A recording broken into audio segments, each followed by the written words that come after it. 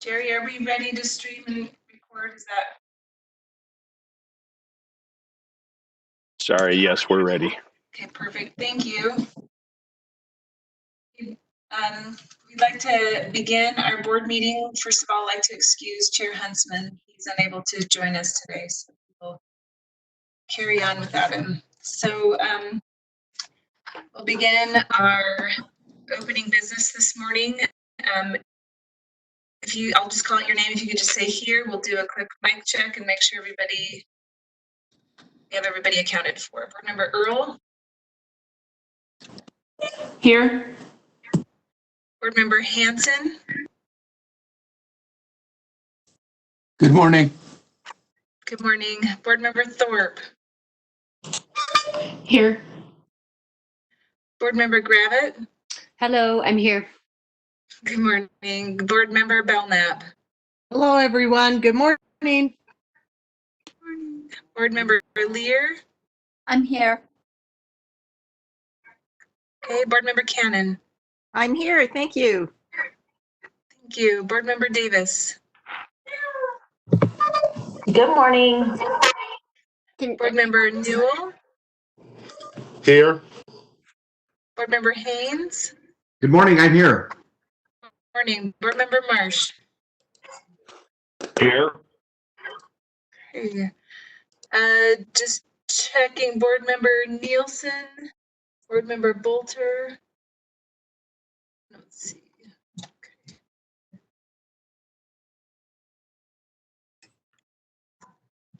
Okay. So we have Board Member Nielsen, Board Member Bolter, and Board Member Huntsman currently not present. Okay. We have our board member welcome message. Board Member Sean Newell. Great. Good morning, everyone. How's everyone doing? Good, Sean. Great.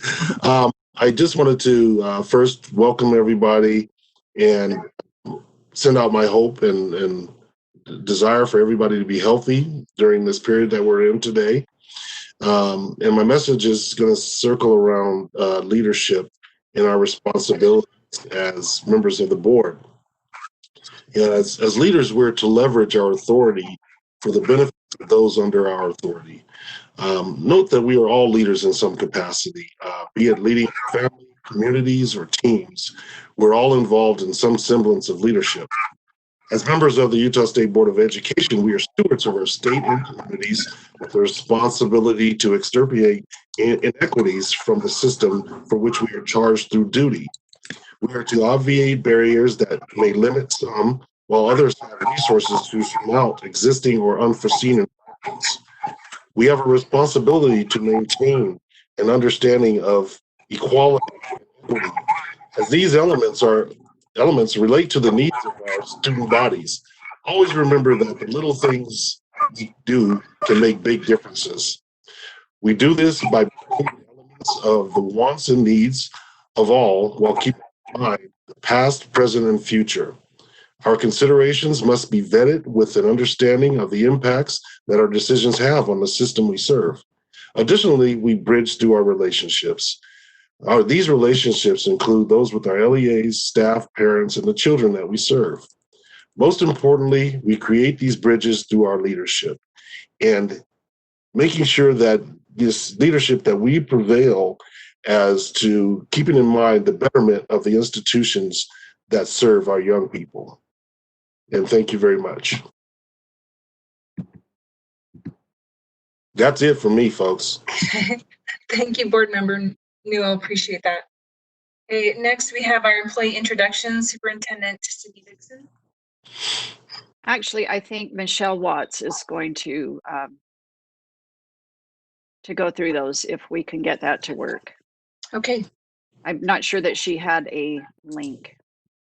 Michelle Watts. Yeah, so we're working on that in the background. Okay, then we will come back around to that. Thank you. Okay, public comment. Lorraine, was there anyone for public comment today? There was no one that signed up today. Okay, thank you. Okay, then we are running ahead. And next on the agenda is the schools for the deaf and blind. Do we have everyone here for schools for the deaf and blind? Lorraine, was there any luck for public comment today? Okay. Oh, Michelle Watts is here. Michelle, do you want to go ahead and do employee introductions? Sure, yes. Thank you.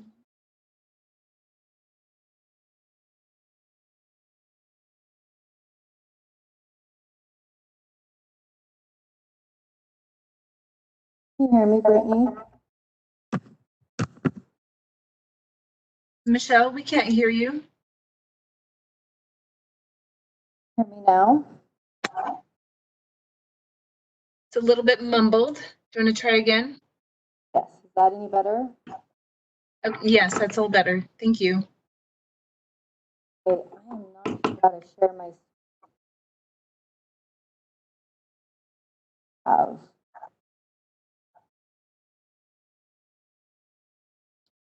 Guys. Michelle, if you're speaking, we can't hear you. Oh, can't hear me? Oh, are you? Okay. Second, let me try this. See if this.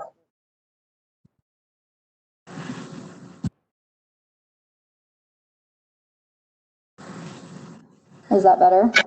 Yeah, that's great. Thank you. Oh, perfect. Okay.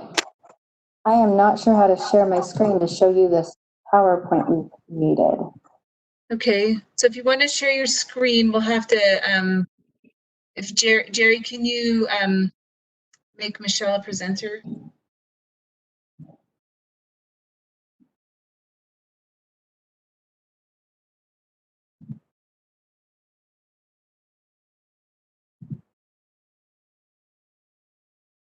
Okay, are you seeing the PowerPoint? Not yet. What we can see right now is just the welcome screen for the WebEx. Oh.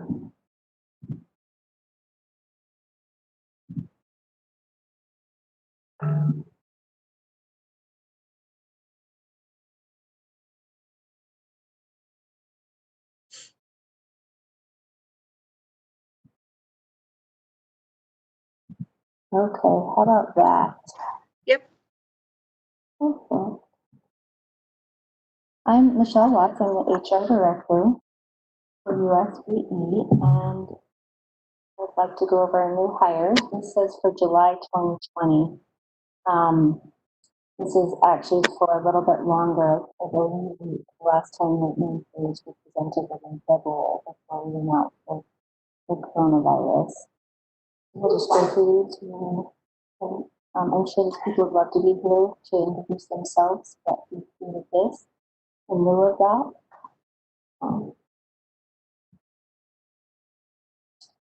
So our first is Brenda Contreras. She's a financial analyst too.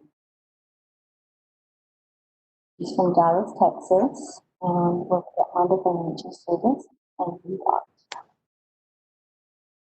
Second is Naomi Watkins. She's a secondary ELA and library media specialist from California. She's a director of education. Third is Andrew Taylor. She's an asset specialist and previously worked at cosmetology. Katie Dewey Hill from Oklahoma, district strategy consultant. That's her previous work. Anna Dupuy, educator development specialist. She is a mathematics and statistics lecturer and K-12 mathematics supervisor prior to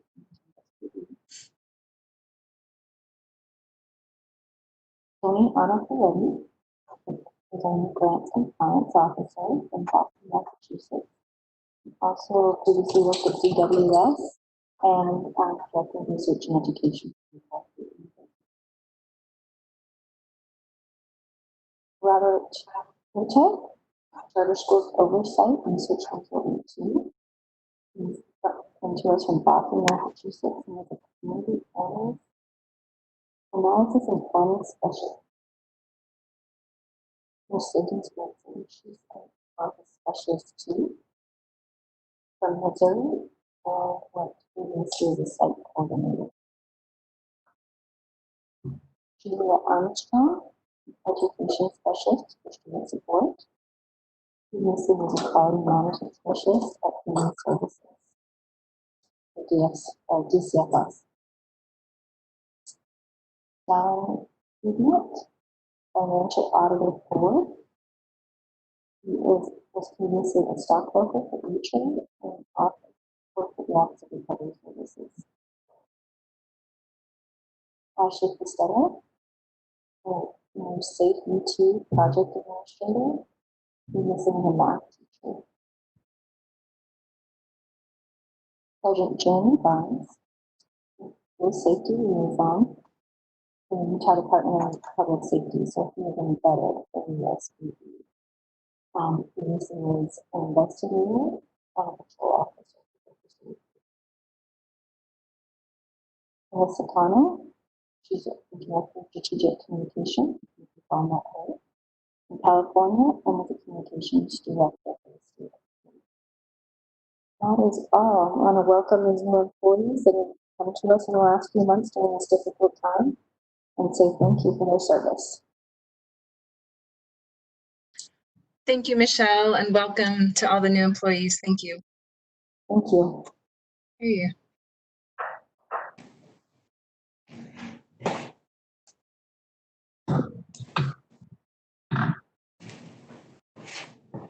Okay, next on our agenda is the schools for the deaf and blind. So we'll just check that we have their Carl MP.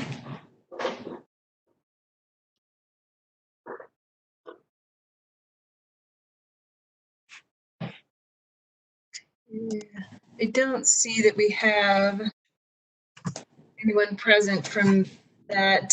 Superintendent, would you be able to do your superintendent report prior to going to SBB? Could.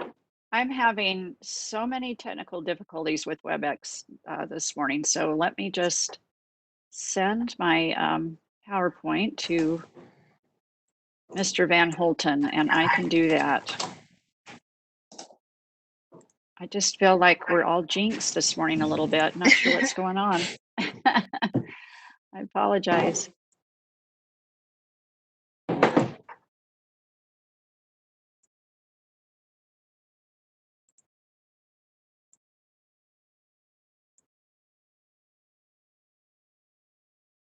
Okay.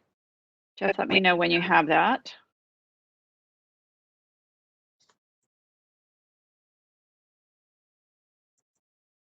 Well, good morning, board members, to you all anyway, while we're waiting.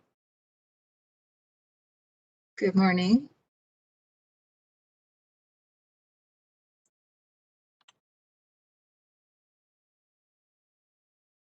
And actually,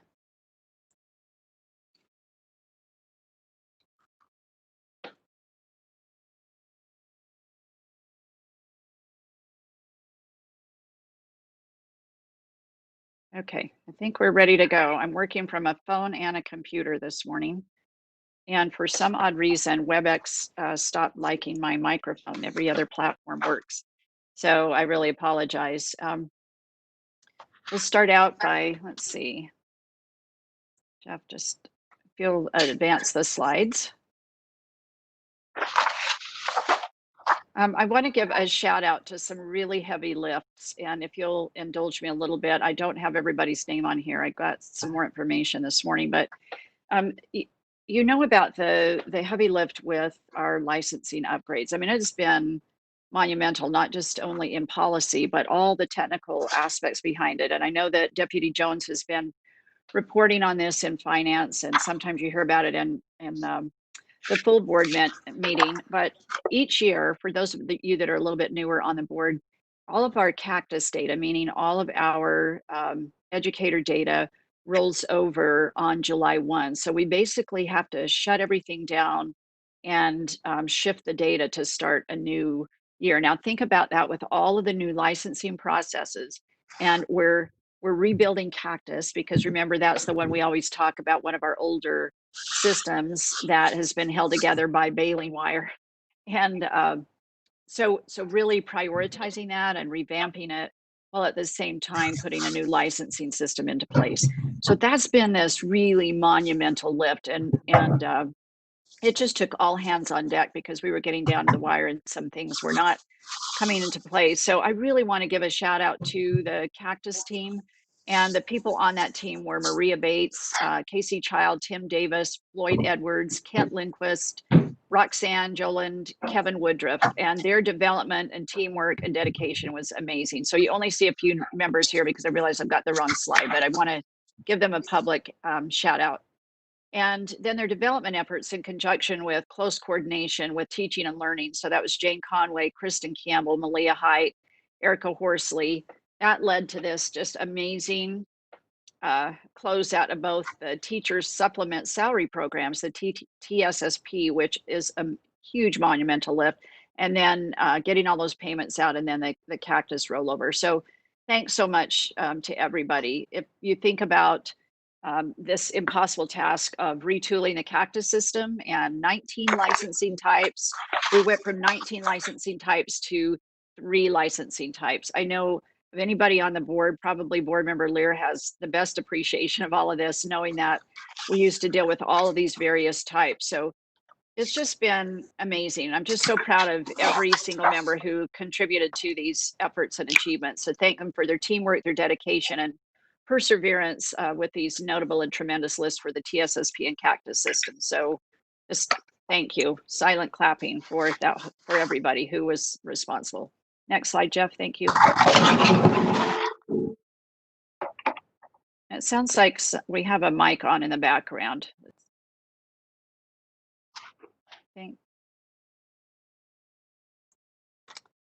Okay, so I want to talk a little bit about reopening requirements. And this is something that I feel like I spend every day on, and I'm just really proud of all of our educators who were working so hard to make this happen for our students and families in the best way possible.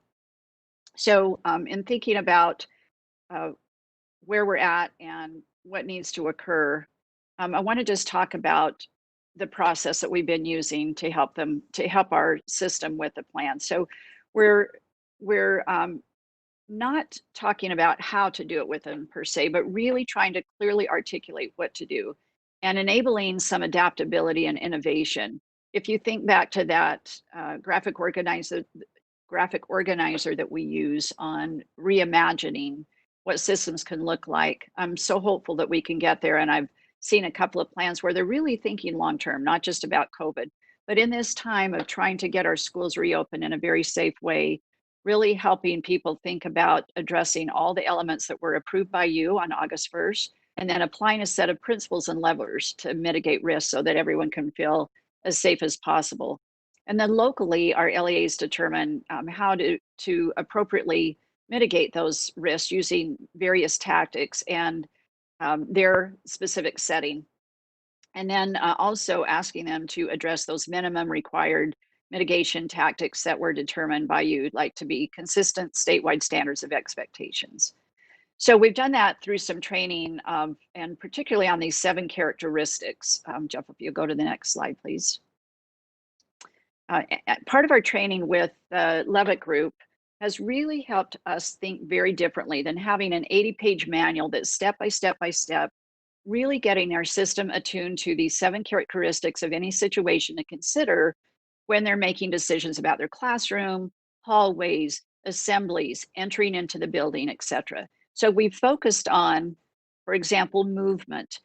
If you look at this little graphic where you kind of see the neat rows, that connotes controlled movement versus movement that isn't controlled. So thinking about spaces like a classroom, you can kind of control movement around there and give direction. You can control movement by spacing students as they come off of a bus, for example. But in hallways, it's a little harder to contain that movement. So then you have to think about other issues of, would you have students put masks on in the hallway, or would you use staggered schedules for how you excuse your class to go to the next class, etc. The next characteristic that we've been working with them on is duration. So thinking about, are you spending time together for more than 15 minutes or is it just a few minutes? And given the duration of students being together, then you mitigate it with other scenarios. So that the time that students are together also is an issue. Thinking about proximity, we've used guidelines from CDC and other places about proximity. 6 feet is the common spacing that we think about. So if students can't be spaced, then what other mitigation factors might you use? Group size is really important. So a lot of people talk about what's been done in foreign countries and looking at classrooms. Well, if you start out with 20 students and you can stagger and have two groups of students and be able to spread them out in a class, or you see 6 or 9 or 10 students in a class, but that's not really feasible for a lot of our suburban and urban places, and including some of our rural settings where they're really growing. So how do you mitigate group size? Maybe you use staggered schedules, blended models, etc. The fifth um, situation or characteristic that we might think about in a situation is respiratory output. And that's where masks are so important in our community.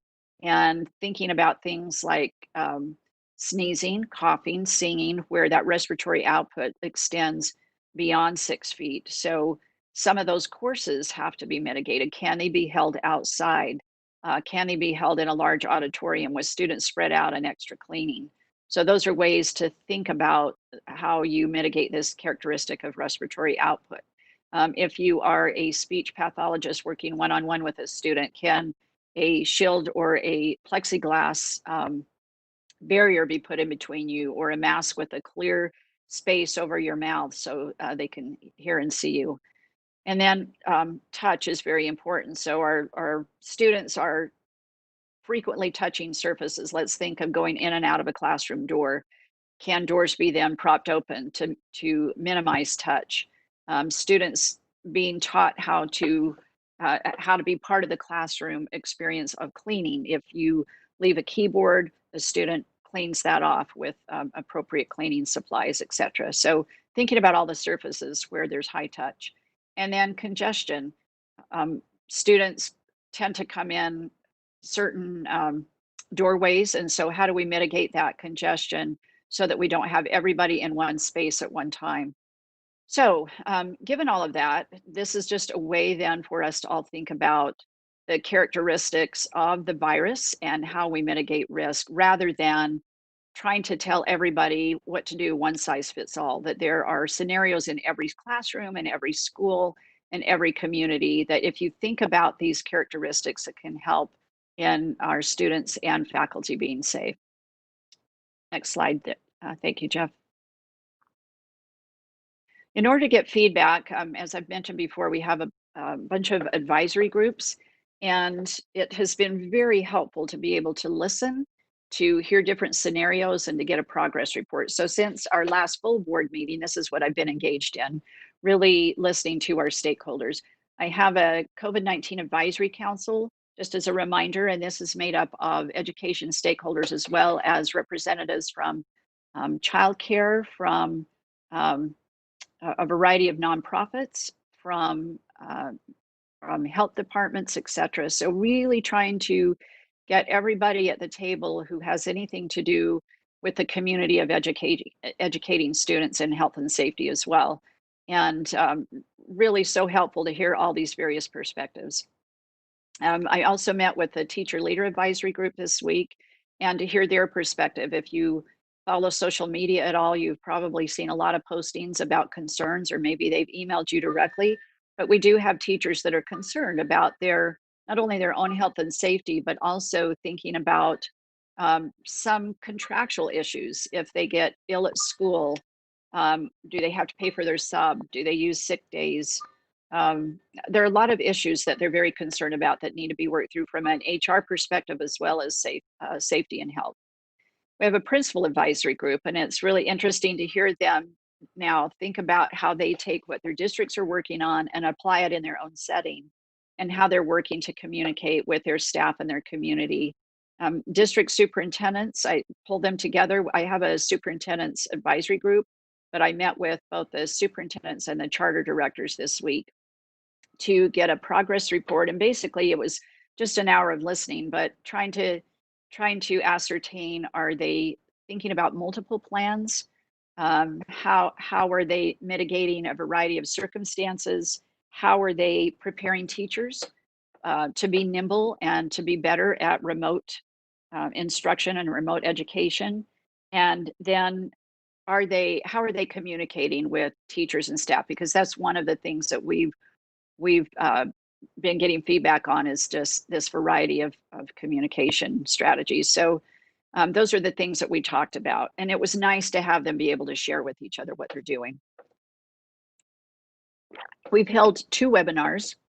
I think some of you were able to jump on the webinars, and they are recorded and on our coronavirus website. And the purpose of these webinars, sponsored by us and co-facilitated by Levitt Partners, was to really provide templates and tools and just help them walk through these a variety of scenarios and teach what the virus is, how it operates, and how to mitigate it. And we've had so much positive feedback about these webinars. I think we had, if we count everybody that was on there, and there might have been some repeats, so I would say well over 500 attendees. And again, because they are recorded and available on our website 24/7, then we anticipate there will be many others who will download and watch these webinars. And the common comment that I've heard is, I was introduced to things I hadn't thought about, and it gave me ways to think about a variety of scenarios rather than just a how-to manual. So, and that was the intent. So we appreciated that good feedback. I've had many individual consults with charter directors and superintendents as they're putting their plans together. And it's really just trying to run scenarios by us, and thinking through especially blended models and how they might work within their schedules and what counts as a day. And I know finance is going to talk about some of that, but that's been an important conversation, to have those individual conversations. And then last but not least, I'll be meeting with health department leaders tomorrow. As the virus continues to spike, we've got to lean in as a state and do things differently. But I really appreciate the relationship that I have with these great people, and also reiterating to them the importance of making sure that our charters are contacting them and vice versa, that they develop relationship with our charter schools as well as our district superintendents. I think our superintendents feel like they have a good relationship. They know who to call. They've been working with them closely. I'm not sure that's the case with a lot of our charter directors, and they want to have those same relationships so that they get the support they need. So some of the common strategies that we're hearing, next slide, Jeff, please. Some of the common strategies that we're hearing in the plans, we haven't seen official plans yet, but again, these are just preliminary conversations. I don't want to mention any districts or charters in particular. I want to protect their privacy as they're developing their plans, but just some common threads that seem to be popping out. I was pleased to hear that they are really thinking of multiple ways, again, trying to be nimble and adaptive, but providing face-to-face opportunities, blended opportunities, and remote learning options. I'll give you an example of a rural district who talked about having a 100% plan, a 50% plan, and a 25% plan based on where we're at as school, as we get closer to the school year in terms of the virus spread in their particular county. So they're ready to be nimble in any of those 3 scenarios where 100% of the students would be face-to-face, 50 would be face-to-face, with 50 in a remote, so that's a blended model, and then 25% face-to-face and 75% in a remote model, which is also blended, but a little more leaning to the remote space. So those are the kinds of things that are being developed in order to be nimble and adaptive. One of the things we've talked about, if you go back and think to those 7 characteristics and how important it is to think about movement and group size and all of that, really trying to keep cohorts of students together where possible is key. This is something that Colorado is really focusing on, changing schedules and doing whatever they can to keep cohorts of students together to mitigate risk. One of the things everybody's focused on, of course, is updated hygiene and cleaning protocols. And we've encouraged them to really involve students in this as well. We teach we teach procedures all the time in our classrooms. And so teaching hygiene and not just hand washing, but how do you care for the space around you, washing off your desk. It might be when you come in and pick up your Chromebook in the morning, the first thing you do is clean it off, or when you end the day, you're cleaning off your Chromebook, et cetera. So really building that into the procedures in classroom. Another thing is using individual supplies instead of group supplies. This is something that we've migrated to over the years of group work and teamwork and learning communities, and having students sit at tables instead of desks with community supplies in the middle, teaching kids how to share. Well, now in this space of COVID-19 and really trying to be mindful, then going back to individual supplies. And that's a different way of thinking for a lot of our teachers who've been so used to using their meager supply budgets to buy community supplies. And it can be things like manipulatives with tiles. Think of all the manipulatives we now use in mathematics. And so how do you mitigate the germs that might be there? And it causes me to pause and think about flu season and colds and everything else. And this might be a year where we see fewer colds and flu as we engage in these hygiene processes. Many are figuring out how to stagger their recesses and lunch, arrival times and exits from classes, et cetera. So again, going back to group size and congestion and movement. So thinking about how they stagger all of that. And that's a big challenge for our principals to really redo their schedules and think about all of that. A lot of people are talking about face coverings on buses because it's required, but also thinking about just saying that every student will be required to have a mask is helpful, or a face covering rather. And then when they move into the hallways or places where it's crowded, the expectation is that they will cover their face. And I will say, regardless of what feelings are about masks or no masks, and I certainly think it's important for every student to wear one, but I will say that um, I want to put this out there that students rise to our expectations. So when I hear people say students won't do this, or they're used to doing that, or they won't cover up their face in a hallway. They will if we teach them and monitor and teach and monitor and teach and monitor. That's what we do with other procedures all the time. So we have a lot of our districts and charters who are already thinking about places where they may need a face covering and it may be appropriate to not have one. And then I think one of the most important elements that we're hearing is the summer work and into fall, the work of professional learning for our educators to improve remote learning. I'm so appreciative of the reflection that's been occurring amongst our teachers and our system leaders about what didn't work in the remote space and what they can do differently. And a lot of work being done there. I'm so grateful to our teachers. I know this is such a trying time for them, just to try and figure out what it will look like for them. And so I appreciate that they're being reflective about their own teaching in the midst of all of the unknowns. So there are also some common challenges that we're hearing, and that's on the next slide, Jeff, if you don't mind. Thank you. Some of the common challenges that we've heard last week or two is funding. So we've had CARES Act funding, we have GEAR funding from the governor, but this concern that even though we're helping with our set aside, they feel like they'll still need additional funding through the year, and that's to cover both cleaning supplies and additional student supplies. Going back to what I talked about earlier with some of the needs for individual manipulatives and crayons and pencils and folders and whatever it is, that they will need additional money throughout the year.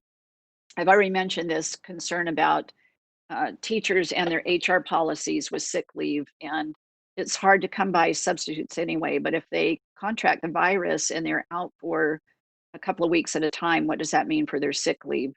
And districts and charters are approaching this in various ways because those are local HR policies. Teachers are very concerned about the lack of a mandate for student face coverings. If you watched the news last night, we have legislative leaders who were vocal about not mandating face coverings. So we'll see what Governor Herbert announces today. I think he and Dr. Dunn are making an announcement around 11:30.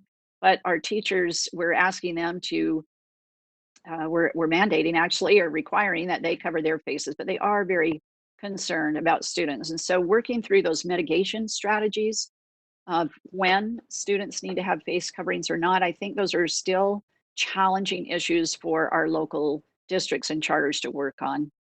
And one of the big things that they're concerned about is meeting all the parent expectations for learning options. You know, because you're getting emails daily from a variety of opinions from parents about mask or no mask, things about food allergies, things about contagion. There's just a lot of information out there. And so trying to provide personalized options for families, I think our systems are feeling overwhelmed about how to do that and do it well, knowing that they're going to have unhappy families at some point who may not be able to get their needs met exactly the way they want it. So that's a challenge. And I'm just expressing what we've been hearing. One of the big challenges is providing daycare for families during hybrid and remote learning. So if you're on an AB day and parents are working and on B day, there's nobody to care for the children. Tracy Gruber from DWS has been an amazing partner. And as we hear from her, they don't have the capacity in daycare, having enough of them, and then having that coordination. So we do have some out of school programs like Boys and Girls Club and others who are willing to step in and support our schools. It's an opportunity for us to work with community partners and provide support for our students if they need to be in a place like a library or a Boys and Girls Club or some place where maybe there could be a paraeducator with them helping them. So this is a space where we're going to need a lot of cooperation and creativity. There are some of our charters who, excuse me, some of our charters who serve students that are in various risk areas. For example, I will mention Wallace Stegner. I think they're a good example. They draw a lot of students from Granite boundaries, but they're in Salt Lake District. And right now, Salt Lake is in orange, Granite is in yellow. So they're challenged by wondering about the variety of restrictions on their school. And those are just some inherent community challenges, and especially with that color coding. So we've encouraged schools like that to put your plan forward and do what's best in terms of safety and health, but not sacrificing quality instruction. And that's an important link for every school, that those can go hand in hand. We don't have to have one or the other. I've already mentioned a little bit about communication. This is something that that we're seeing in such variety around the state. Some districts and charters have really involved their teachers and administrators and families in helping to plan. Some have sent out surveys. I think almost everybody has sent out a survey. Sometimes there isn't narrative with the survey or feedback once the survey comes in. So some of our teachers aren't sure what that means for them. So that communication is tricky. And we would encourage everybody to keep communicating with their staffs and families about plan details. At the same time, if you put too many details out into the public, it's captured in the media as if it is the plan. And our superintendents and charter directors were really clear that they're still in the planning phase. They haven't had their plans signed off on. So they put a draft plan out, but then there are a lot of details that need to be put into that plan. And that will happen in the next couple of weeks before they come to you. Another thing is this idea of consistent symptom monitoring. We're really leaning on families to monitor symptoms of students before they get to the door, and to keep students home when they're ill. This is true for teachers as well, and the adults are the staff in our buildings. And so being consistent about that and using the right protocols is a little bit tricky. We know that some families, for whatever reason, need to send their students or have sent their students to school sick. So those are some adjustments that will be really important in how we monitor symptoms. Last but not least, there's a lot of conversation about testing. And while we have some tests that are being set aside and available for our teachers and students, when does that happen? Where do they go, et cetera? So the key is to have low cost or free tests available to our families who don't have insurance and our teachers. So really, that's something that still needs to be worked out. I know for some businesses, people are tested before they come back to work. But in the case of schools, we probably need to stagger and have some of those available. So that's still to be determined. But just know that the unified command structure under the direction of Jess Anderson and General Burton are always thinking of our schools and setting aside tests and trying to find extra protective gear. And I'm so appreciative of that unified command structure and everybody who thinks about our students and our our teachers and administrators and trying to do what they can to get supplies in the pipeline for us. So these challenges that we have are both adaptive and technical in nature. Thank you, Jeff. And I've been reading a leadership book that talks about different kinds of leadership and specific to challenges. So some of our challenges really are adaptive, and these are situations where maybe there isn't a known solution to the problem, or there are too many solutions without a clear choice. And they're fluid and they change with circumstance. That's how I feel about a lot of the things that we're facing. And there are also technical challenges, and they can be resolved just using what we know with knowledge and expertise. They're easy to identify and define, and they're pretty clear cut of what needs to happen. And people in the organization are often relieved when this technical solution is put in place. So I think this is a lot of what our teachers and our families are wondering about. There's sort of this sense of loss of what normal school is, whatever normal looks like, and also a fear of the unknown. So thinking about loss and fear for our families, our students, our teachers, that's a lot of what we're seeing in media and the emails that you're getting. So there are some technical answers to some of these technical challenges that a practice can be put in place or a quick answer. But I also think we have to be patient with these adaptive challenges and just know that things are going to be tried that may or may not work, and will continue to adapt and grow.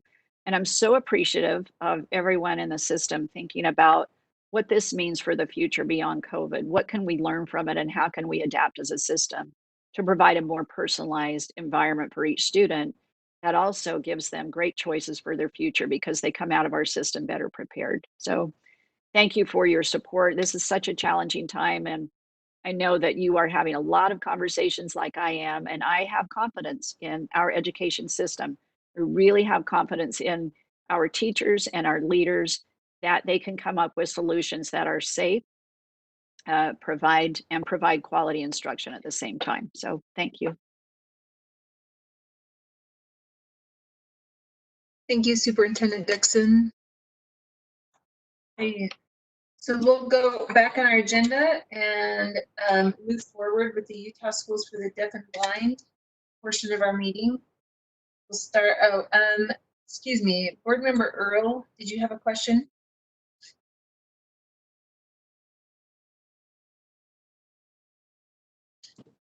Yes, sorry, I had to find the unmute here. I just have a couple of questions. Superintendent, if you don't mind. I have a question. Are any of the schools talking about helping address things like building immune systems? For example, just encouraging coming up with some dialogue about getting more sleep, or fresh air, eating healthy. I know those are built into our health curriculum, but just in general, I'm just wondering if anyone's carrying on dialogues about not just contracting the disease, but help to build our systems to, overcome something if they do get ill. Are you hearing that? I'm just wondering.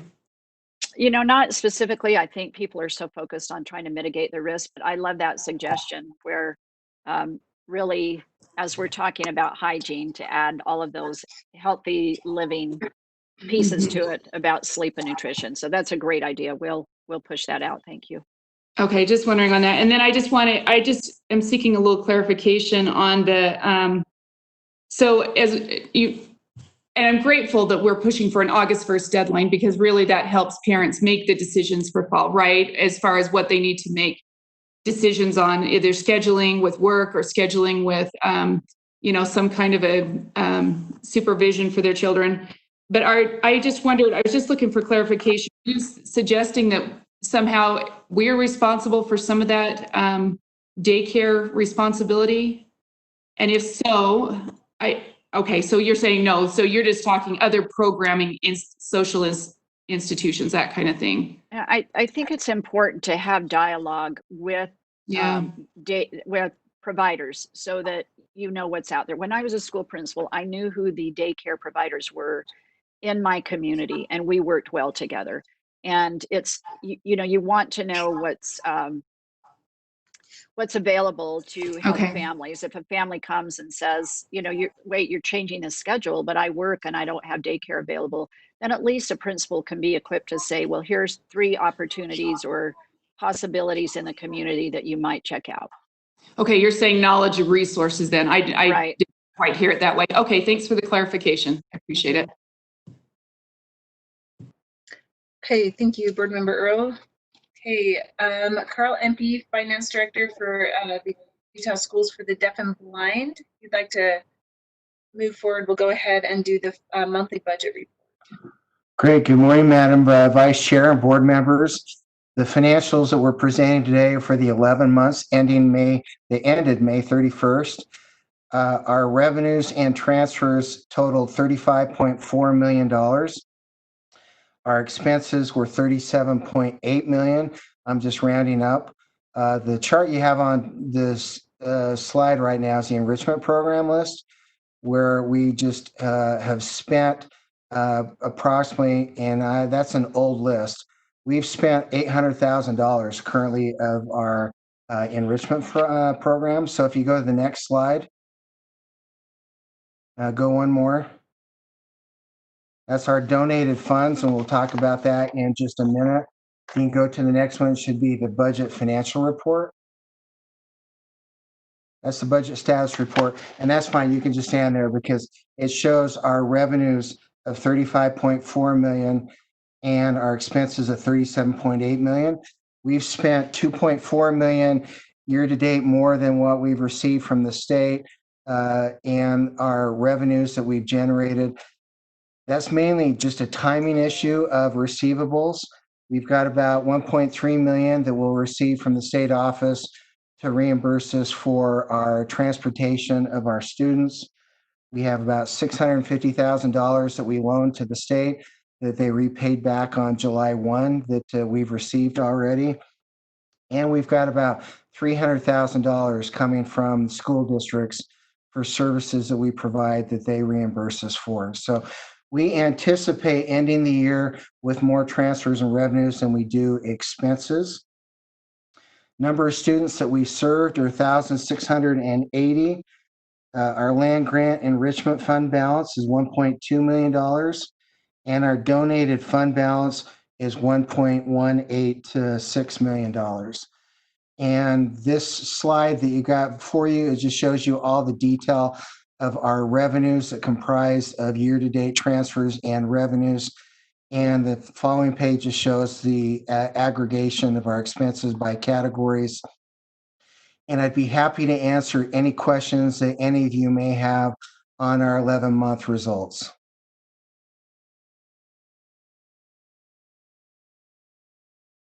Board Member Belknap.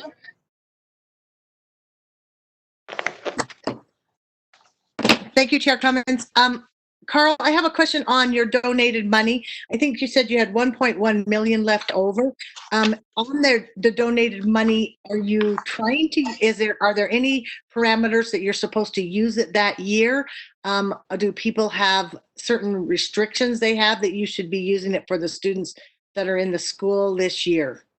That's really a good question, Board Member Belknap. We've broken it out by these various categories in the units, and you can see the description, like DF21 is activities donated account. Some of these have certain restrictions based on the donor. The largest donation is from the NORDA Foundation, and that's $959,000 of our $1.186 million. So the majority of it is NORDA, and that's going over to the foundation, and that will be used for various purposes. The NORDA group has given us some money, but they've not given us any restrictions as to how those funds need to be spent. We monitor each one of these every single month. We encourage the directors and the associate superintendents to spend them on funds that are appropriate to be done. Does that answer your question? Yes, that's helpful. I have one other question, if you have carryover funds, have you allocated those or set those to be used, and how are they set up to be used up? Yeah, we do have carry forward funds and had carry forward funds over the last few fiscal years. We've used those for capital improvement projects. We sit down and come up with a list of projects from the associate superintendents, the superintendent, our facilities department, and each of the directors of improvements that they would like to have achieved. And then we prepare a list and then execute that throughout the year. Chair, may I continue? Yes. Thank you. I'm sorry. Maybe other people have questions. And maybe this isn't for Carl, but it might be for Scott. And so Scott and or Carl, so everything that has funds remaining, you have a plan for. I guess that's my question. Yes, Thank you. you're welcome. Okay, thank you. Board Member Cannon? I have a question on the enrichment program list. So I look at the first page, it's page 1 of 2, and that looks pretty straightforward for 2019. But then you go to the next page for 2020, and I don't understand that page at all. I'm wondering if you could enlighten me and let me know what all of those figures mean and where they're coming from and what they're doing.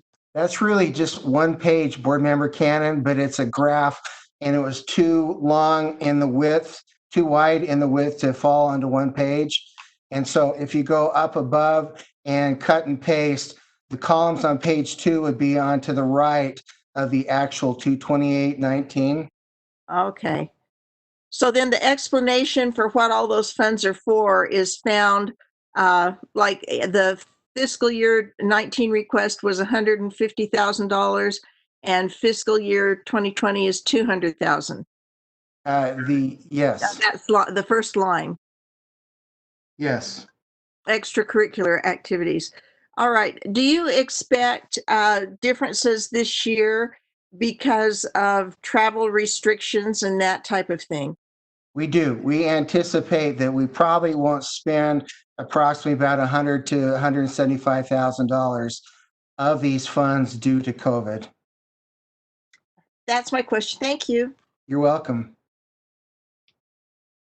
Okay, doesn't look like there's any other questions. So if you want to continue. Okay, our next report is our budget for fiscal year 21, just to bring to your attention and review and approval.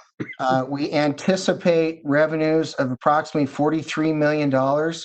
You see there on that first line under the budget, 43,034,589. Oh, if you'll go back up, there we go. Our expenses, we anticipate about $42.9 million. So we are budgeting revenues greater than our expenses.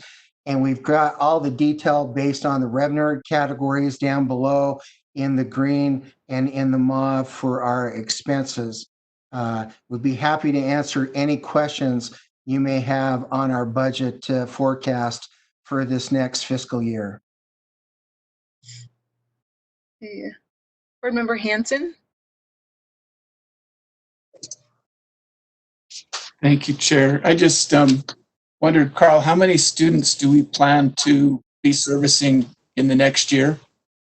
We anticipate just under 1,700 students, Board Member Hanson.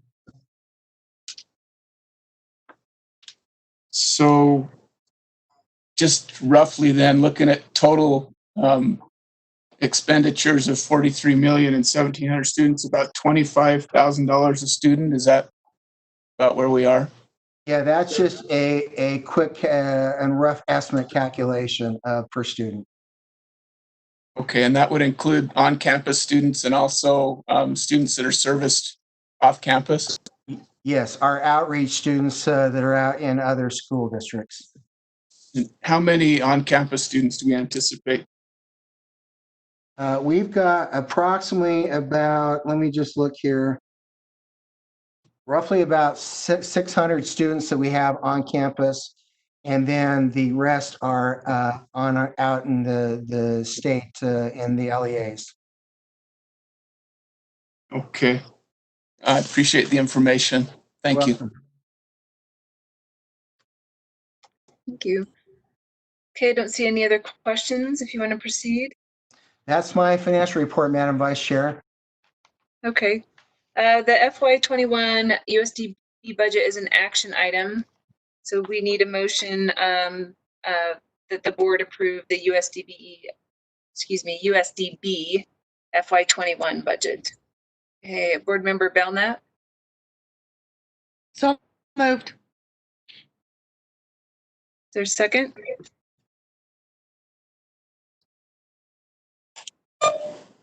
I'll second. Okay.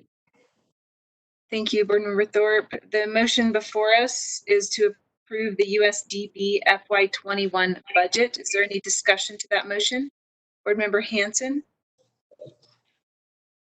Thank you. I'm wondering, given current circumstances, if we might want to take a look at this budget and see if some of the education dollars could be rerouted maybe to some of the other needs that we have facing us. I'd just like to hear from Carl and maybe from Scott, if he's on the line, as to whether that's even a possibility. I see expenditures going up actually for USDB in the next year.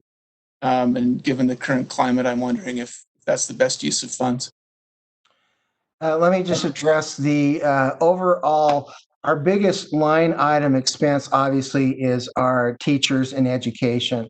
And that comprises about 80% of our overall expense. So there's not really a lot of flexibility that we can see. I'll defer to Scott and his comments. So yeah, so I agree that the budget is most the highest percentage is for salaries, benefits for USDB. Carl, it might help if you broke this down by program, right? So that they could see what's funded by education funds. I don't think we need to I think the board could still approve the budget, but like next month you could come back and break it down by program to show what funding sources are out there. So board members like Board Member Hanson can see where the education funds are going. Does that make sense? it does, and we would be happy to prepare that for next month. So Vice Chair Cummins, again, you could go ahead, the board could approve the budget, but then conducive to Board Member Hanson's request, I think the board would actually need to see by program where the types of funding are and what they're funding. Does that make sense? Yes, it does. Chair Cummins, I'm sorry, ma'am. Oh, you're fine. Yeah, that would, we'll move forward with that. And But may I check with Board Member Hanson and see if he's okay with that, as if you give USDB, the chance to come back and show you by program what's funding those programs, what type of revenue, sir? I would appreciate that. And you've addressed my question. I don't know what kind of flexibility we have with funding, and I think that will help us to see where there might be some flexibility. So yes, I would certainly support that. Thank you. Right. Carl does a good job. He'll break it out and show you what the unrestricted funding is and by program. So, and what can't be moved by line item. He can work with Deborah on that as well, sir. okay, so seeing no further discussion, the motion before us is to approve the USDB FY21 budget. Please vote.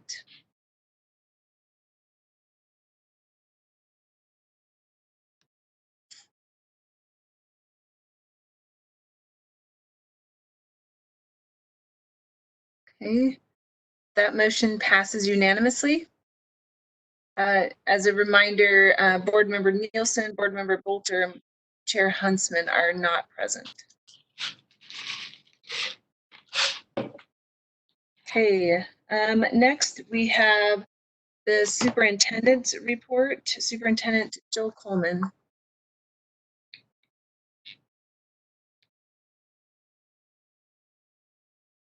Thank you. Can you hear me? Yes, thank you. Good.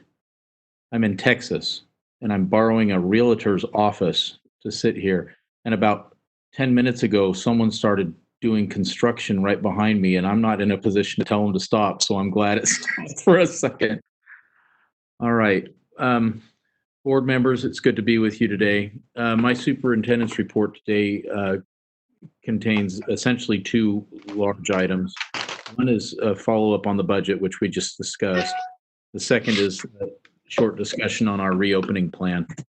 Most of the last month we have spent budgeting and rebudgeting and changing, working quite closely with the LFAs, as you all have as well, with budget changes.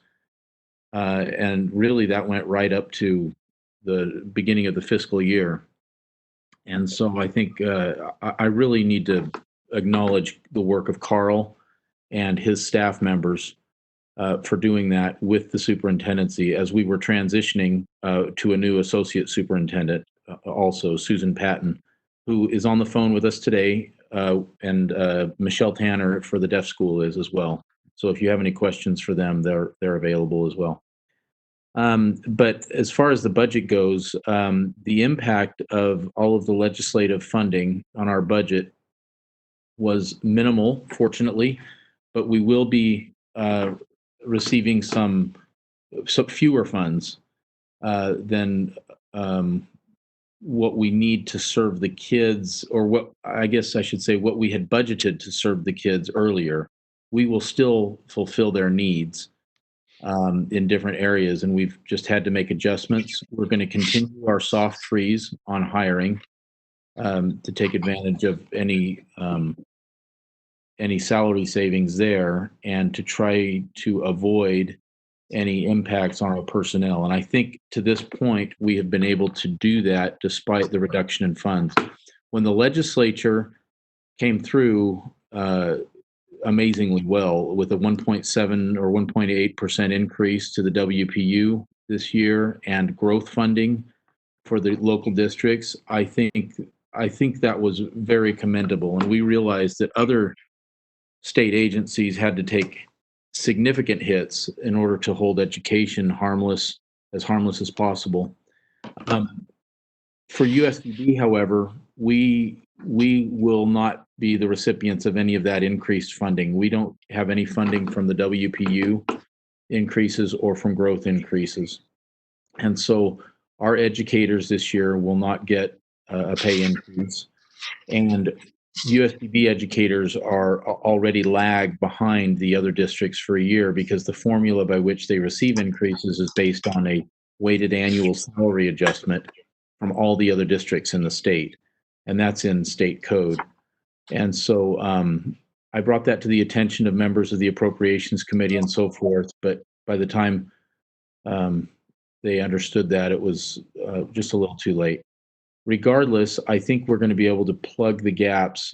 We've been intensely kind of working in our superintendency, and we're going to be able to do that with some of the one-time money that was given back to us when the state took it early in the year and then just gave it back to us July 1st.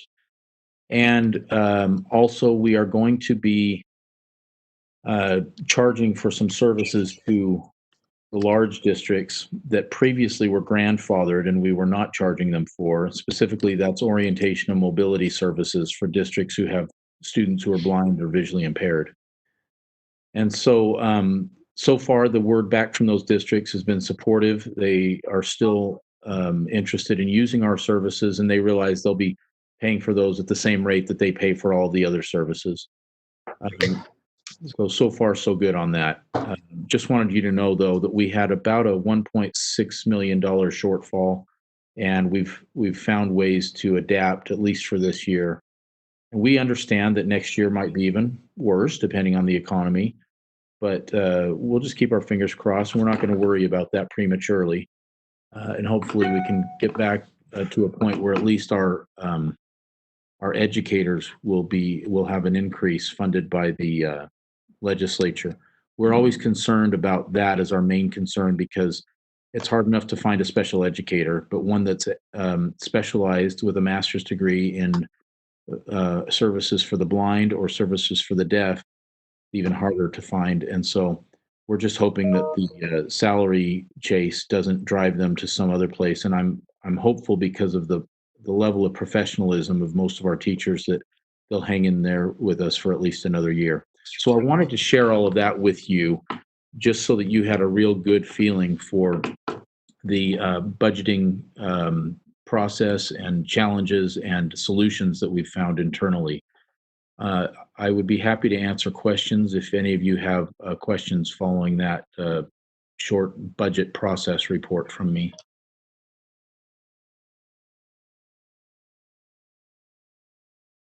I don't see any hands raised, so. Oh, Great. hold on. Board Member Belknap.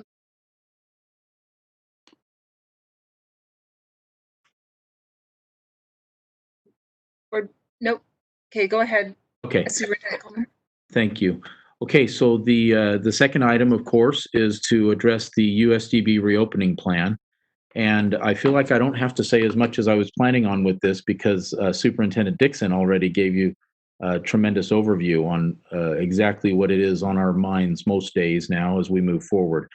Along with our agenda today, we have included the template that's required from every LEA, from each LEA, I should say, to the board.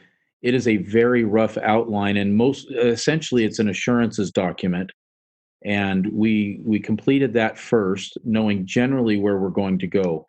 But now comes the process, which we've already been engaged in for a couple of weeks now, of piecing together the specifics when it comes to our students and our campuses in particular.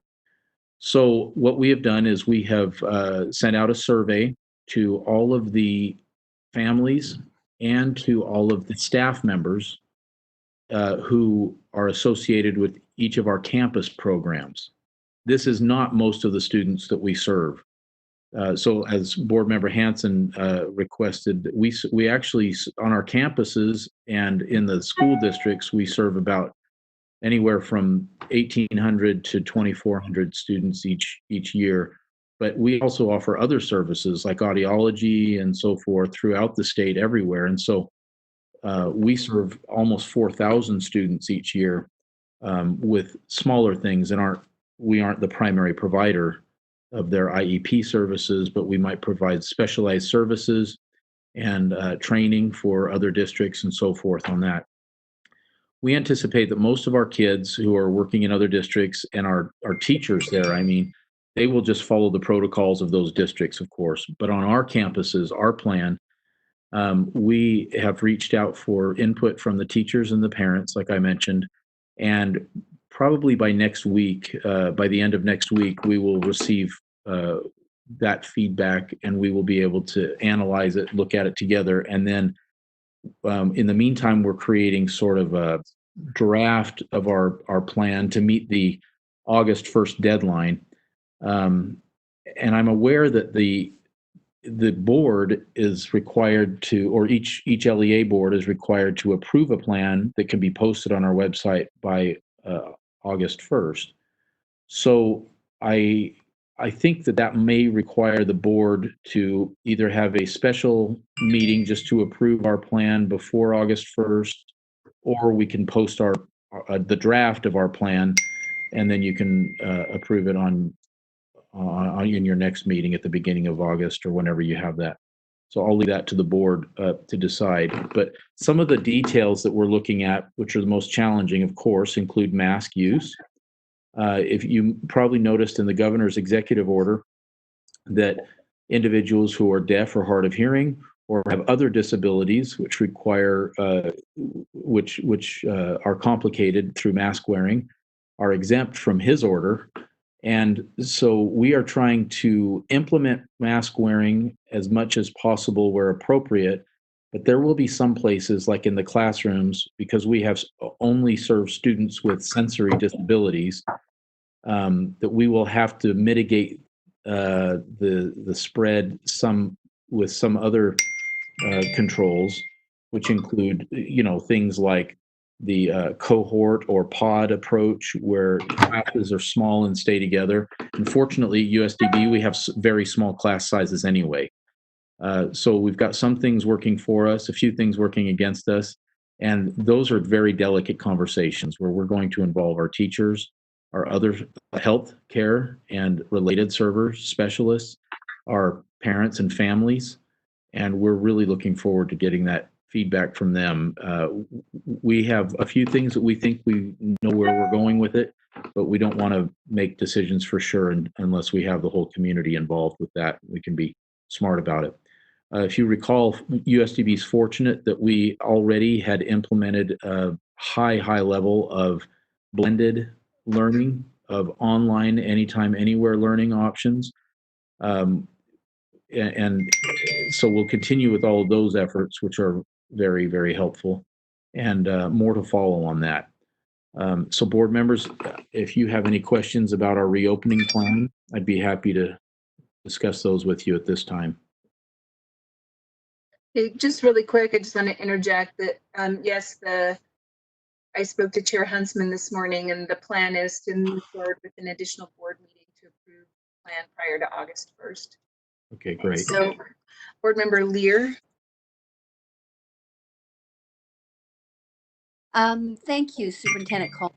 I had a question about your comment about, and I hope I was listening carefully enough, but your comment about concern for face coverings because some of your students rely on lip reading, or they're hearing impaired, various things like that. Couldn't that be addressed with a face shield, a lucite face shield, as opposed to a mask? Yes, we have actually ordered face shields, and we're going to use both of those as much as we can. Sometimes it even differs classroom to classroom, and not just the deaf school as opposed to the blind school. As you know, some of our students use lip reading and hearing, and so yeah, the face shields could be very helpful there. We've also ordered some plexiglass shields, and depending on the feedback from parents and the teachers and our administrators all together, we're going to, hopefully we don't have a social emotional problems. We don't want to have barriers between the kids, but at the same time, like Dr. Dixon said, our kids are resilient and they learn, and they will follow our lead to some extent. And so we know some of that will be adaptive, but in our original plan, we are going to definitely consider those face shields as well as masks. And a follow-up to the chair, vice chair. Brittany, can I follow up? Go ahead. Go ahead. And Superintendent, are the teachers planning to wear masks? And don't you have, and kind of cheating with an additional question, don't you have a number of students who are have other health complications, maybe making face shields more important, or is that a misconception? So No. first, second question, and then what about teachers and masks? Yeah, you are right. And so a lot of this will be on a case-by-case basis or a small group basis. So we have students who have multiple disabilities, some of which are deaf and blind. Everything they do is tactile, of course. We have to touch them constantly throughout the day, and they will touch the manipulatives that they use, all the way to students who may just be deaf or hard of hearing and have no other disabilities, and can have, they might be fine with a lot of PPE or other things. And so your comments are spot on, and these are the discussions that we're having together at this time. What about teachers and face masks? Yeah, it depends on the situation. Obviously, our LSL teachers cannot wear face masks, but the face shields might be a better option for them. Thank you. Yeah. Okay, Board Member Earl. Thank you. My question is just maybe kind of a broad question, but you referenced teachers that are working with other districts. Is it common for those teachers that go into other districts to go into several districts or just into one? So in other words, are they assigned to one district, or are some of those teachers moving in several districts? I'm just wondering if there's a lot of change between each of those districts. It's both, actually. Sometimes we have an individual assigned to one student in another district, and they're with them all day. An interpreter, an ASL interpreter is a great example of that. but they're not the only ones. And then there are others who go and do consultation services on contract, and they will go to many, many districts. And if it's in the Wasatch Front area, they can have more on their caseload. If it's out in the rural areas, sometimes their travel is as much time as their service delivery is. And so we literally have everything across the spectrum there. And so each one of those cases, I know when school starts up and in consultation with the different districts and people going in, our directors are going to be very actively involved in advising and helping each one of those education related servers figure out what to do with their specific caseload. So will the districts reach out to you, or are you anticipating teachers just making sure that they reach out to the districts depending on the students they have? So our teachers and directors both are actively involved with the special education directors who they kind of answer to in those districts. And they communicated a lot with them to make sure that we're fitting into their program and bringing our expertise. So yeah, they do that proactively. We're not waiting to hear from them. Okay, thank you. Board Member Hanson. Thanks. So I appreciate your comments, Joel, and knowing that this is more of a rough draft that we've been given really helps me, because I know that on this particular item, we are in the local school board mode and probably need to, as Chair Huntsman would say if he was here, get into the weeds. I had just a couple of questions, and one is, has USDB met with the local health department up until now? Yeah, we've had many interactions with the local health department at the end of last year, and also as we move forward into this year, we will be consulting with them and sharing our plan with them, actually, to get feedback as well. They've been very supportive. So you've had contact with them. They've been in your building, or you've been in theirs, and you've had those meetings, or I guess you've done it by Zoom, probably. Yeah, well, I don't know if they've been in our buildings, right? And then we have several different health departments that we on our campuses. We have one for Utah County, one for Salt Lake County, and one up in Auburn. Yeah, I would anticipate that you'd be in contact with those three. When we do review this at our next meeting, I would request that we get specifics, that you use the planning handbook that USB's put out and address each of the items that's there, and be able to provide us with things like, where do you plan on putting the hand sanitizer in the buildings, and how will you do the contact tracing, what the scheme is for that, or the protocol. Because of our mode, we are in the local school board mode on this one. And so that would be very much appreciated. But thanks for all your efforts. I know you've got a real challenge with the population of your schools and the measures we're trying to implement. Yes, thank you for your feedback. That handbook has formed the basis for our outline so far that we're drafting the plan with. And by the way, we're not going to wait until right before your meeting either. As soon as we have this ready, we'll be sharing it out with all of you, so that long before the meeting, we can have as much information out as possible to help you. Very good. Thank you. Okay, I don't see any other questions. Is there anything else you wanted to add? That's all. That's my report for now. There is one other little thing. We're meeting later today as a foundation board to discuss some moving forward with that too. But other than that, most of our time will be consumed in the next week or two with producing a draft plan. Okay, great. Thank you. And then we'll let everyone know once we get the date set for that additional board meeting. We just need that a short meeting. Okay, thank you, Superintendent. You're welcome. Thank you, Mr. MP, for that report. That concludes the USDB portion of our meeting. Okay, so we'll move on to item number 5, school safety survey data. Deputy Superintendent Patty Norman.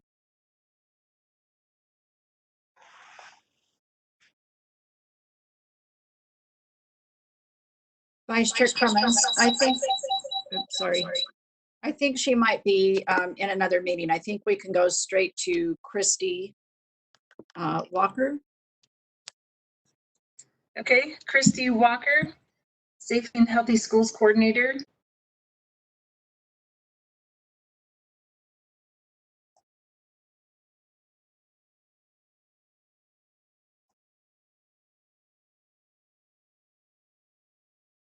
Scott Hansen. See that she's a presenter. Christy, is your mic on?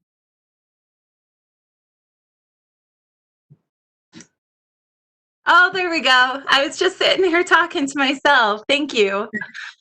So, yes, can you hear me okay now? Yes, thank you. Perfect. Thank you. So today, the school safety survey data will be presented by David Christensen, our school safety data analyst. His position came about through House Bill 120 in 2019. He's a member of the School Safety Center. This survey has been conducted now for 2 years to building administrators to cover several school safety topics to see what implementation and current practices look like at the building level. And so today we'll be focusing on responses related to the COVID-19 pandemic. We'll also be looking at SEL, threat assessment, school resource officers, and multidisciplinary teaming as that pertains to the work of the board. And at this time, I'll turn the rest of the presentation over to David. Thank you, Christy. And I know Christy and Deputy Superintendent Norman, I appreciate their continued support and help on this project. I look forward to sharing some of the information from this survey with the board members today. And with your permission, Vice Chair Cummins, I will continue. If you can hear me fine. Yes, thank you. I plan on presenting for the next 15 minutes or less, and then allow for 5 minutes of Q&A if we have any time afterwards. We can go to the next slide, Jeff.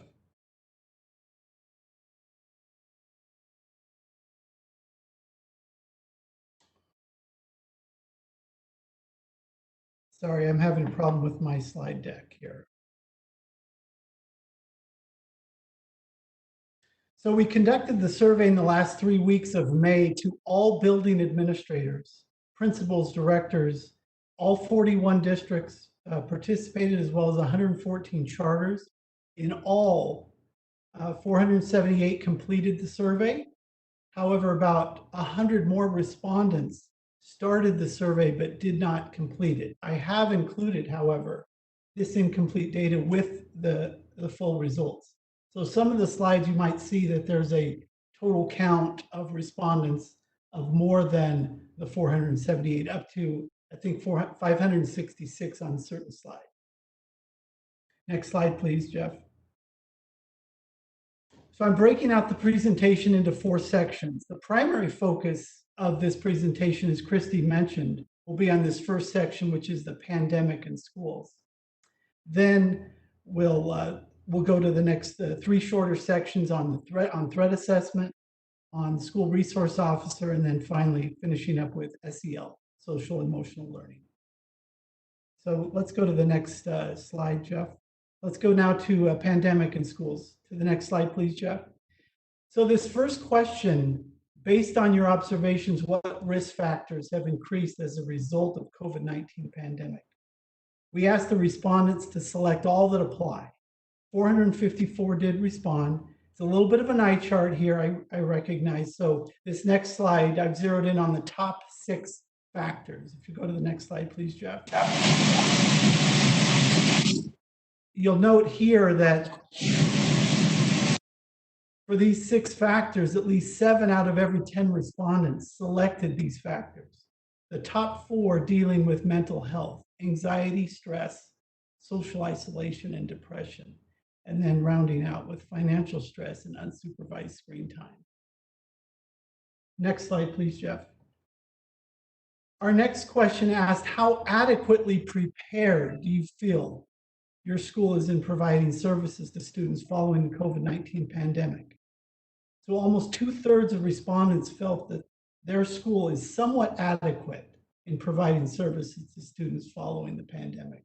Then if you add extremely adequate, more than 3/4 of the respondents felt that their school is somewhat adequate or extremely adequate in providing services to the students.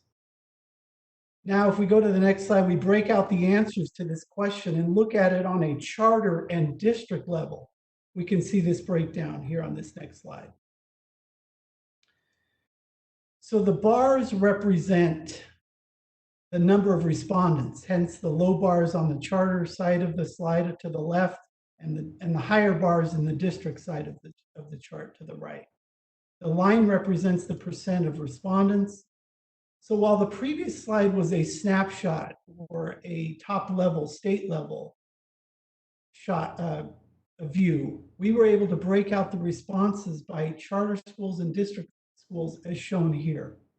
What we found interesting here is that the trend on the previous slide remained constant on the slide, even when you break it out this way. The somewhat adequate response remained constant at over 60% when you break out the two segments, with charter at 63 and district at 69%. The other responses under charter and district, while they may not line up in the same order, they all fall under 10% of the total responses for their given segment. Let's take a look at the next question about concerns regarding student reentry. So we asked, select your area of greatest concern regarding student reentry following the COVID-19 pandemic. And according to the building administrators, academic delays scored highest, followed by student mental health. And those two choices make up more than 2/3 of all responses from the 460 respondents. Let's take a look now at how these numbers break down when we break them out by charter and district, and further by city and rural areas on this next slide. So once again, the pinkish bars represent the number of respondents in each of the sections. The lines and percentage boxes represent the percentage of the respondents who chose that concern. The left portion of the slide again represents charter schools and further breaks out the response by locales, city and rural. In a similar fashion, we've broken out the district section on the right of the slide and further broke out that section by city and rural. As you can see, the school administrators from different LEA types, different locales, chose academic delays and student mental health as the top two concerns for their students' reentry. Let's now move to the final slide of this section, which refers to crisis response protocol. We asked, my school would benefit, or rather, we stated my school would benefit from information in the following areas of crisis response protocol. Select all that apply. More than 50% chose best practices. And this wasn't much of a surprise to me. Like less than a year ago, I saw a school safety survey done by the governor's office, and there was a similar question. And the overwhelming response was a desire for best practices to be shared with all schools. So let's now transition to the threat assessment section of the presentation. Jeff, if you go to the two slides. So we asked, one more slide, Jeff, please, sorry. We asked their response to the following statement. My school uses a multidisciplinary team to discuss supports and interventions for students who are struggling. 2/3 of the responses were yes, that they are using a multidisciplinary team for students struggling. And when you add the response yes, but needs improvement, you see that 94% of all respondents are using a multidisciplinary team, with almost 460 responding to this question. On the next slide, we asked, my school uses a multidisciplinary team to identify, assess, and intervene with possible threats at the school. So 54% responded yes, 30% said yes, but needs improvement. So 84% of these respondents are using multidisciplinary teams for possible school threats. We anticipate both of these numbers to go up now that you as a board have approved CSTAG, the Comprehensive School Threat Assessment Guideline, as the model threat assessment.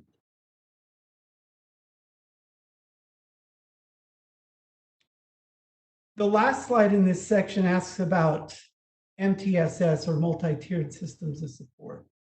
So we asked, or we stated, my school uses a multi-tiered system of supports to implement interventions based on the level of a student's identified behavioral needs.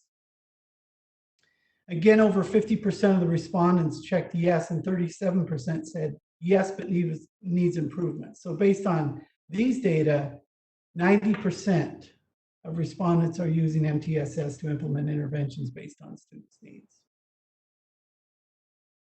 So we'll now transition to the next section, which is the school resource officer. And in this first slide, it asks how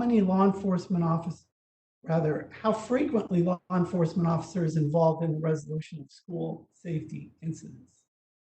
Now in this slide, I've broken it out into 2019 and 2020 because we had the same question asked last year, which was the first year we did the school safety survey. 2019 is on the left, 2020 is on the right.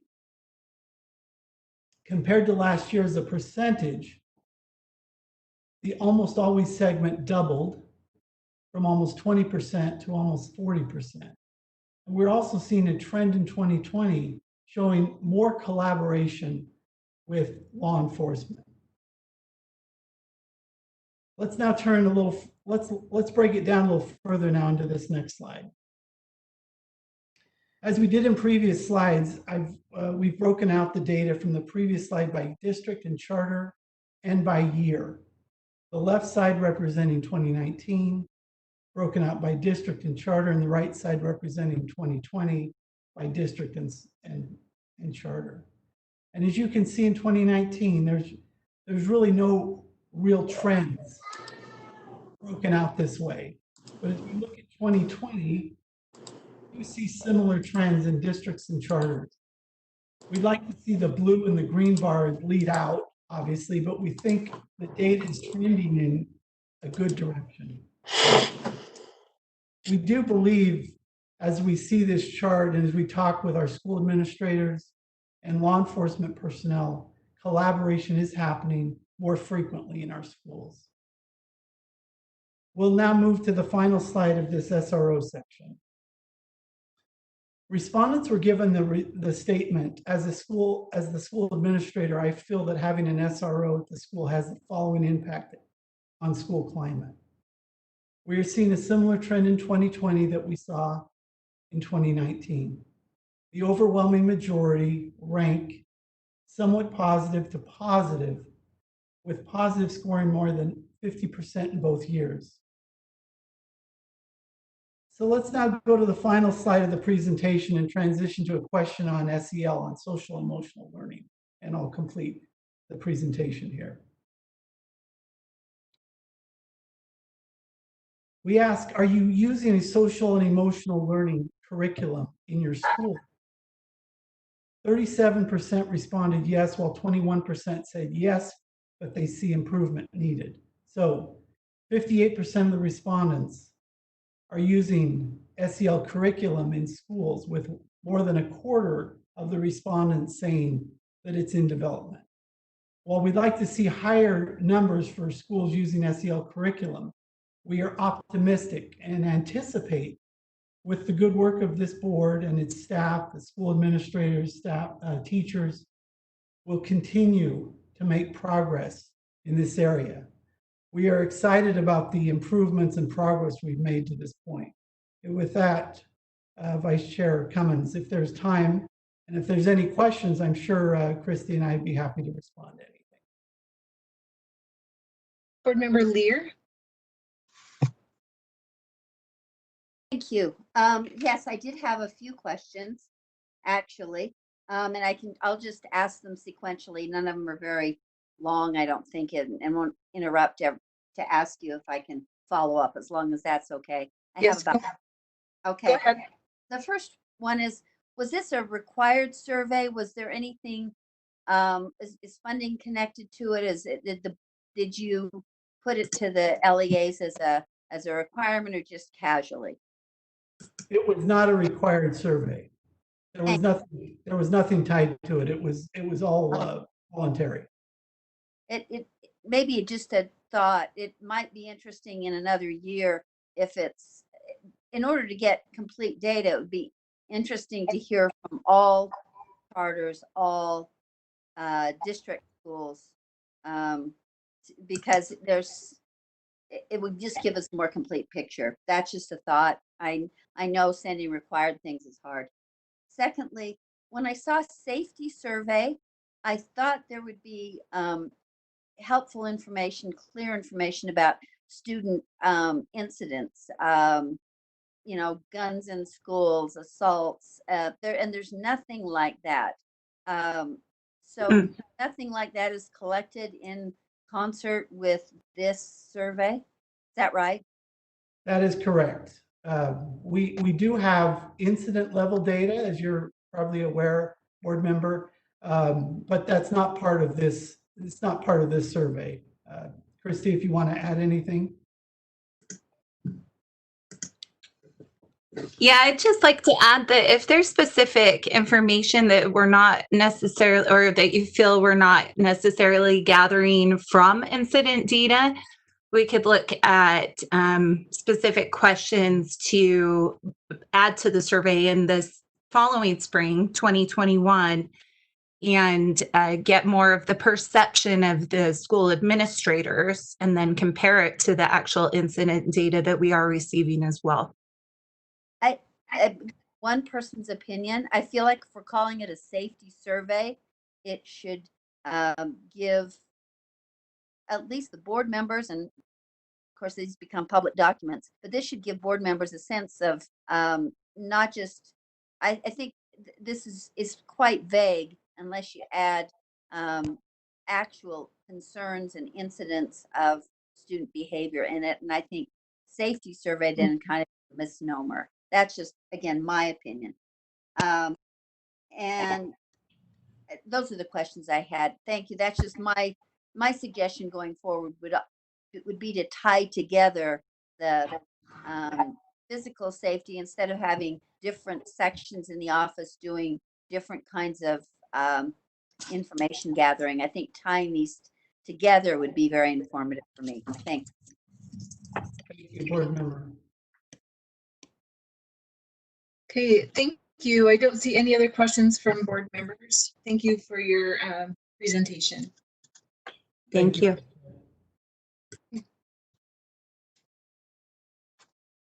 Next item on the agenda is the general consent calendar. Are there any items that board members request to be removed?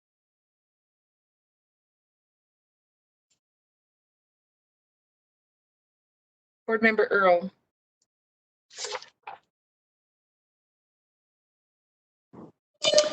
Yes, let me look at just go back on my agenda here so I can get the exact item. I'd like item number 3 and 6 pulled.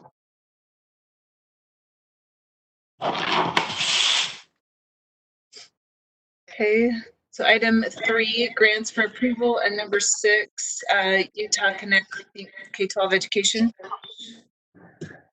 Yes. Okay, board member Cannon.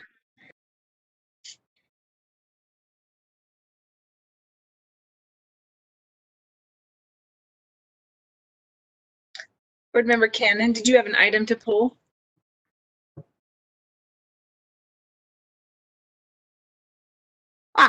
Now I'm unmuted. Thank you. I'd like to ask a question on item number 4, please. Okay, so we'll pull item 4. Okay. Okay, is there a motion to approve the consent calendar? So moved. Board Member Cannon. Okay. Board Member Marsh, did you have a question? I don't know if I missed you. No, I was just going to make a motion, so I'll second that motion. Perfect, thank you. The motion before us is to approve the general consent calendar with items 3, 6, and 4 removed. Is there any discussion to that motion? Board Member Cannon? Oh, I'm sorry. I don't have any. I just have a question on 4. Okay, we'll get back to that. Okay, seeing none, please vote.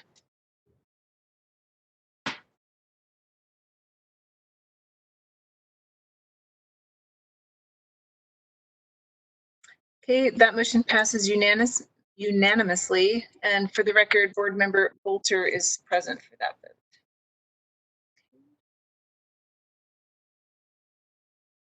Okay, so item 3, Board Member Earl. My question with this item is, do we know what data specifically they'll be pulling from our state longitudinal data system? It seems pretty broad here, and I'm just wondering if we know the specific data. We also know that WestEd is already doing something very similar.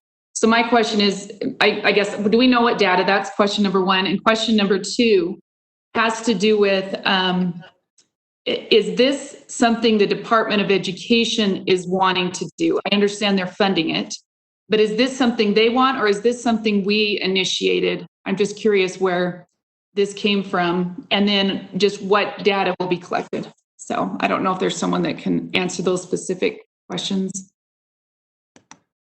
Okay. Do we have someone present who'd like to speak?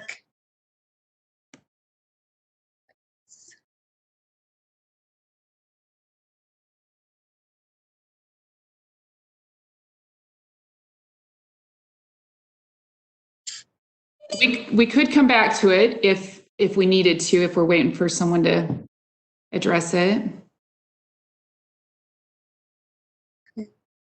Superintendent, is there somebody that you would like to speak to this? If we should try the question now or later?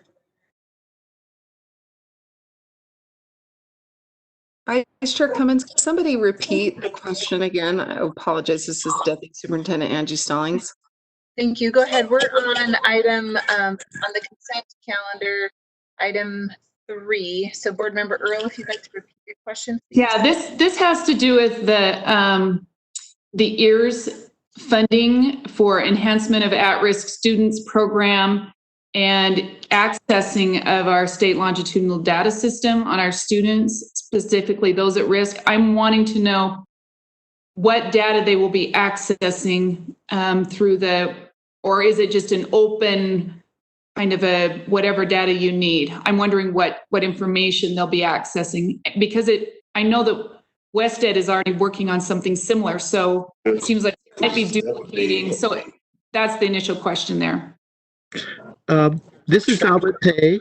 Yeah, okay. This is Scott. Go ahead, Albert. Sorry. If you're okay, Chair Cummins, I wasn't sure Albert was on, but Albert Tay's on right now. So Chair Cummins, can you answer Board Member Earl's question, please? Yes, please. Go ahead, Albert. Go ahead, Okay. Albert. The information, the financial information comes from the finance group, and we are looking at this at-risk group people, the students only, and so we'll be looking at the participation of this group of students, and you only utilizing their data in terms of evaluating the effectiveness and efficiency of this program.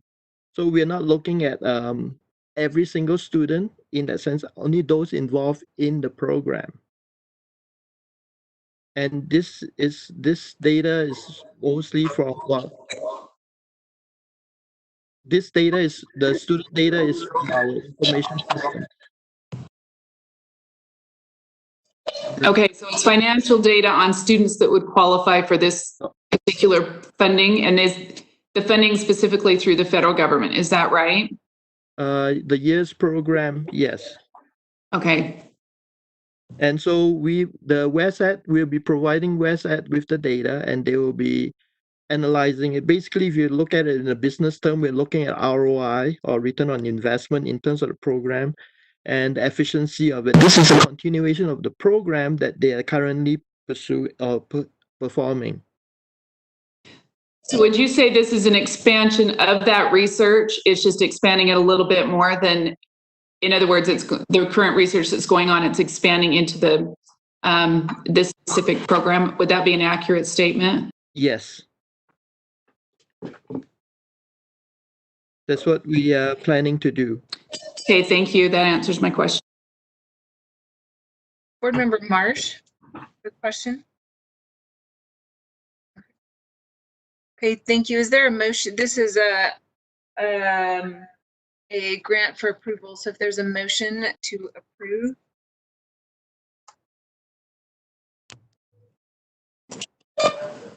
So moved. Thank you. Is there a second? I'll second that motion. Okay, the motion before us is to approve item 3, grants for approval on the consent calendar. Is there any discussion to that motion? Okay, seeing none, please vote.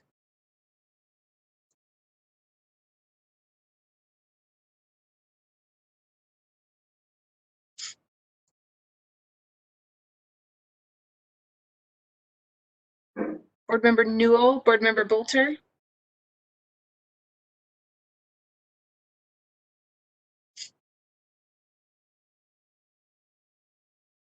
Board Member Newell.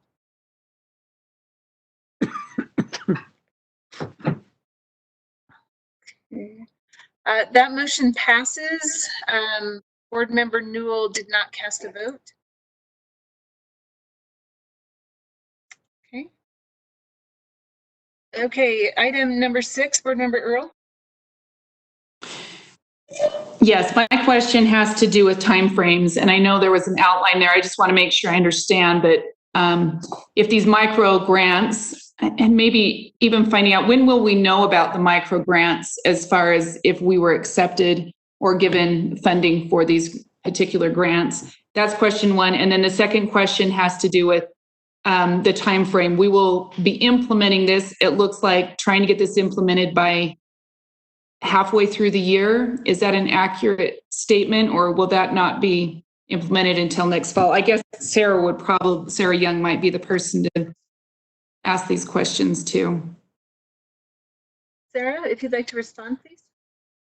Thank you. So Sarah Young, Director of Strategic Initiatives. So they haven't given a very clear time frame for the intended award period. However, the opportunity to apply did state that our project start date could be as soon as August 1st. So that's what you see represented in the proposal. So I know that the Department of Education is trying to quickly expedite those funding decisions, but that would be the soonest that I think we'd know, which is why our proposal is projected to start at that date. Based on the requirements specific to then going through the RFP process, opening it up for a month for parents to be able to apply, and then being able to provide services, our plan would be to have those services in place by November of this 2020 school year, with the intention of being able to replicate that cycle for future years in the summer months, so that services would start consecutive with the school year in 2021 and 2022. So can I follow up with another question then? Yes. So are you saying that we're trying to set this up in such a way that parents could begin such a process by August, by time school starts, and maybe get reimbursed? Am I understanding? Is that what I'm? So not quite. It seems like there's a lot of movement in order to get it for the first of this year. That's why I'm trying to understand the time frame. Yes. So there are definitely, and we try and outline that in the proposal, action steps that have to occur at the agency before these services would be available for awards to families. And so we try and outline those. The one clarification I will provide is that the awarding of a micro grant is the awarding of services. So it's not a direct reimbursement program. It's an application for access to the courses, the broadband and or the technology. And once that award was made, it would be communicated to the provider, who would then provide those specific services or technologies to the family directly. So there's actually no exchanging of funds between the state and the family. It's directly between us and the service providers that are outlined in the proposal. Okay, I think that may have been a couple of my questions I had, which then brings up some others, but I'll call you on. Okay, this also is an action item. Does somebody like to make a motion? If everyone can please check their mute really quick, that'd be great. Somebody May like I to make a ask a motion question on before we item. vote, Oh, Brittany? yes. Yes, sorry, Board Member Cannon, go ahead. On Thank number you. 6. On number 6. Okay. So, Sarah, as I read through this, it said this is a discretionary grant, and I'm wondering how that differs from a competitive grant, because it seemed like when I looked at, the possibility of Utah getting this grant, there were other states that looked like they might be much more in a position where they would qualify for this. So I'm wondering what are my chances of getting this grant? How does a discretionary grant differ from a competitive grant?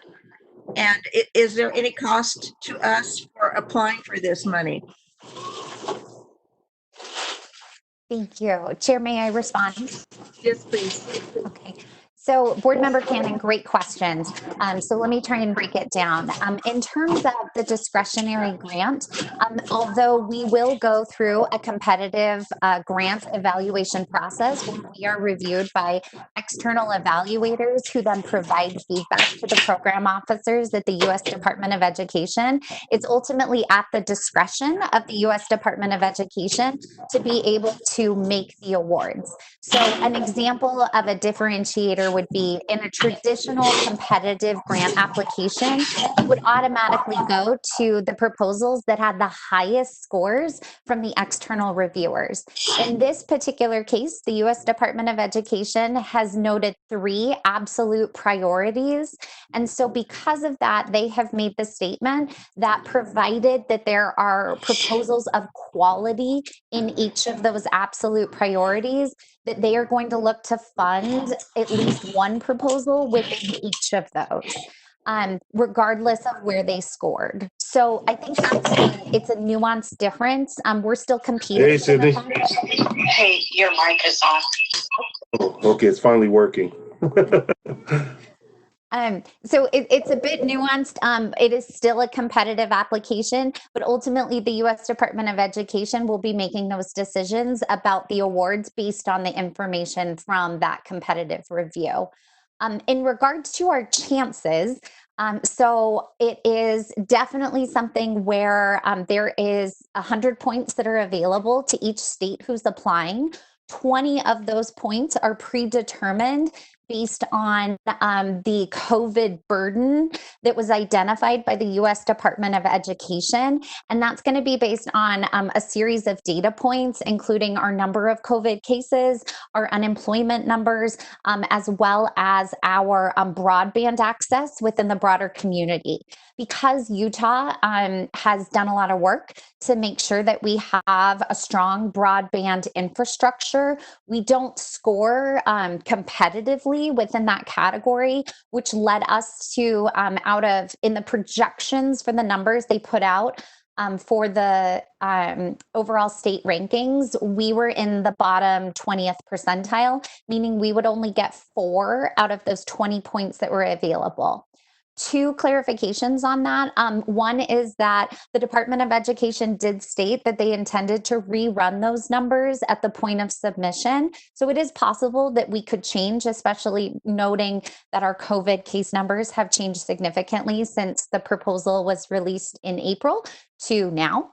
And the second component being that in regards to the competition itself, we did select absolute priority 1 because we felt like that was a space where we could be very competitive, noting that actually we are not aware of many other states applying for that specific priority. As far as the costs related to this proposal, it was just specific to the time that myself and Dr. Curry put into developing the overall proposal, but we have not put forth any funding directly or money towards this initiative beyond our staff time. Thank you for the answers. And I just want to say, I love that this focuses on personalized learning. That goes right along with our strategic plan. Thank you. Thank you. Board Member Marsh.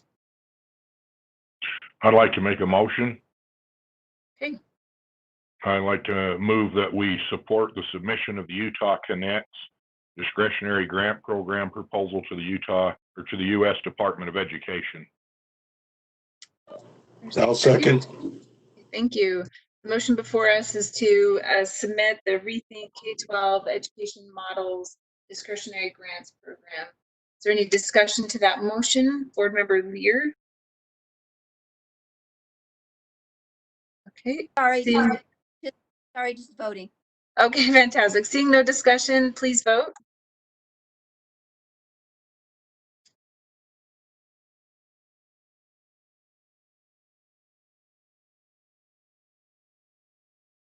Okay, that motion passes unanimously. Okay, thank you. Okay, the next item from our consent is item 4, Board Member Cannon. Thank you very much. I have a question on this.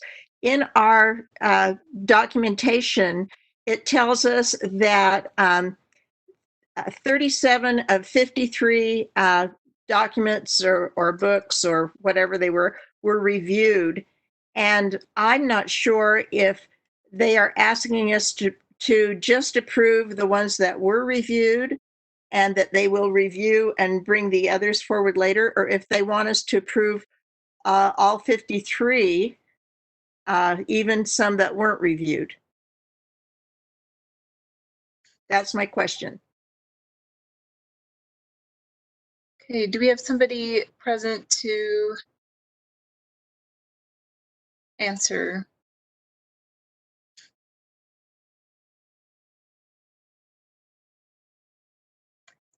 So in the chat, it looks like Patty Norman put that just the ones that were reviewed.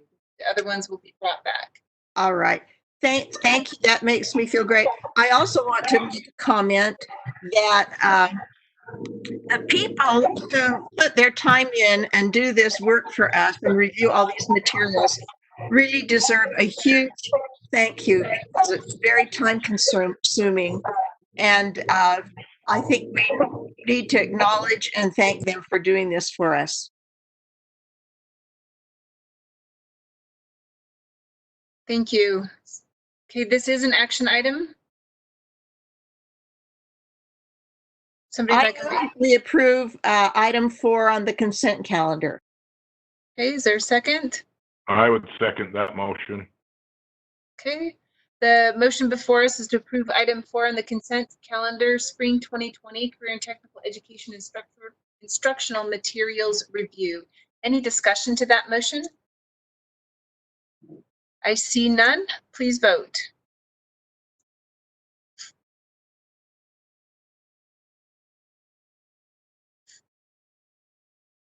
Okay, that motion passes. 1 no vote. Board Member Belknap. Thank you. Okay, so that completes the consent calendar. Next item on our agenda is the monthly budget report. Deputy Superintendent Scott Jones. Good morning. This is Deputy Superintendent of Operations Scott Jones.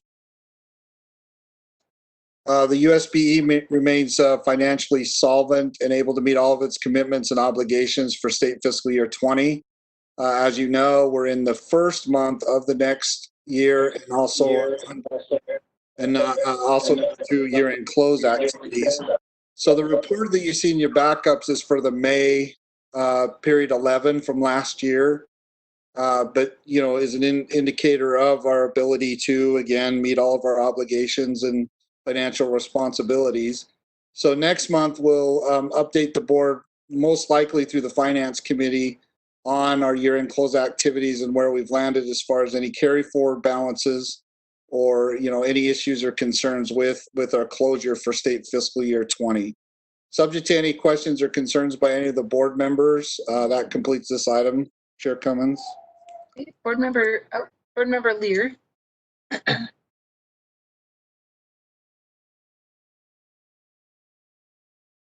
Come on. Just a minute.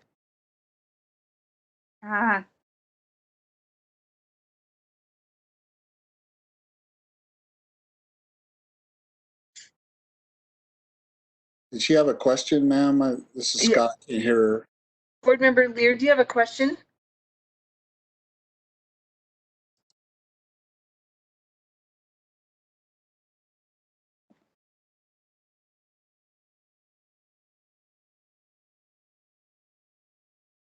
Board member Okay, Lear, there I am. Sorry, are you past that? Yeah, go ahead. Ask your question.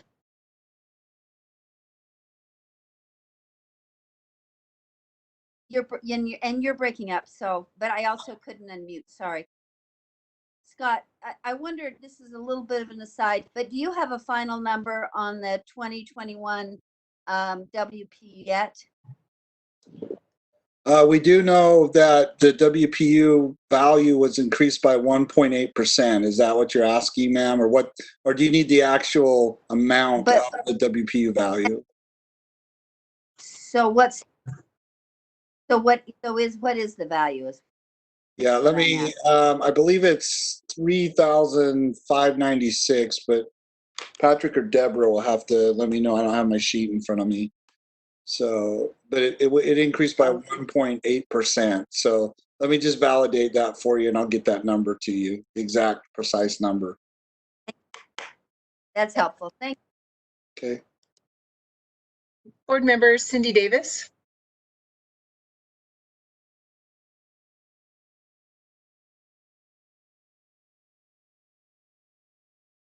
Board member Cindy Davis. Sorry. I just wanted to know on the WPU, there was the increase in the WPU and then the decrease of the WPU, but that also resulted in a loss of property taxes.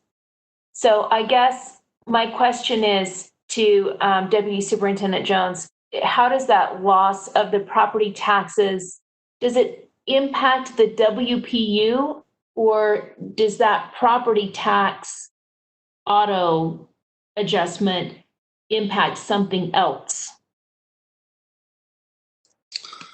Yeah, that's a great question. So, yeah, so just to go back to, so the amount of the WPU is indeed $3,596 to Board Member Lear's question. For your question, Board Member Davis, I might have to, so it would impact, property taxes are kept at the district level, right? So, I mean, are you, as far as the proceeds go, on the effect of the WPU or in a reduction in property taxes, or I'm not sure I understand your question. I apologize.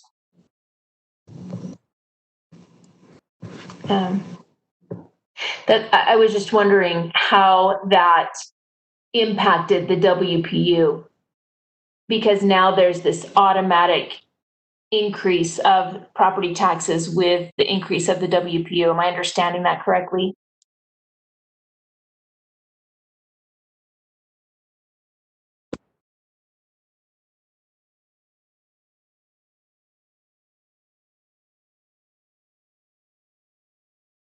Scott, are you able to respond? Sorry, it's taking a long time to come off of mute here. Yes, so sorry. Sorry about that.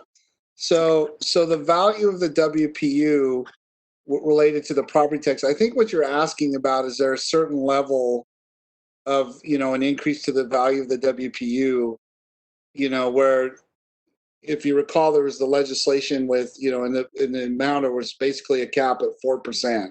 Is that what you're asking? Where the value of the WPU was increased by 1.8% only, I don't think that, you know, there is impacts on it, on the property tax. So, you know, I think is your question related to the impacts on the TSSA, ma'am, or?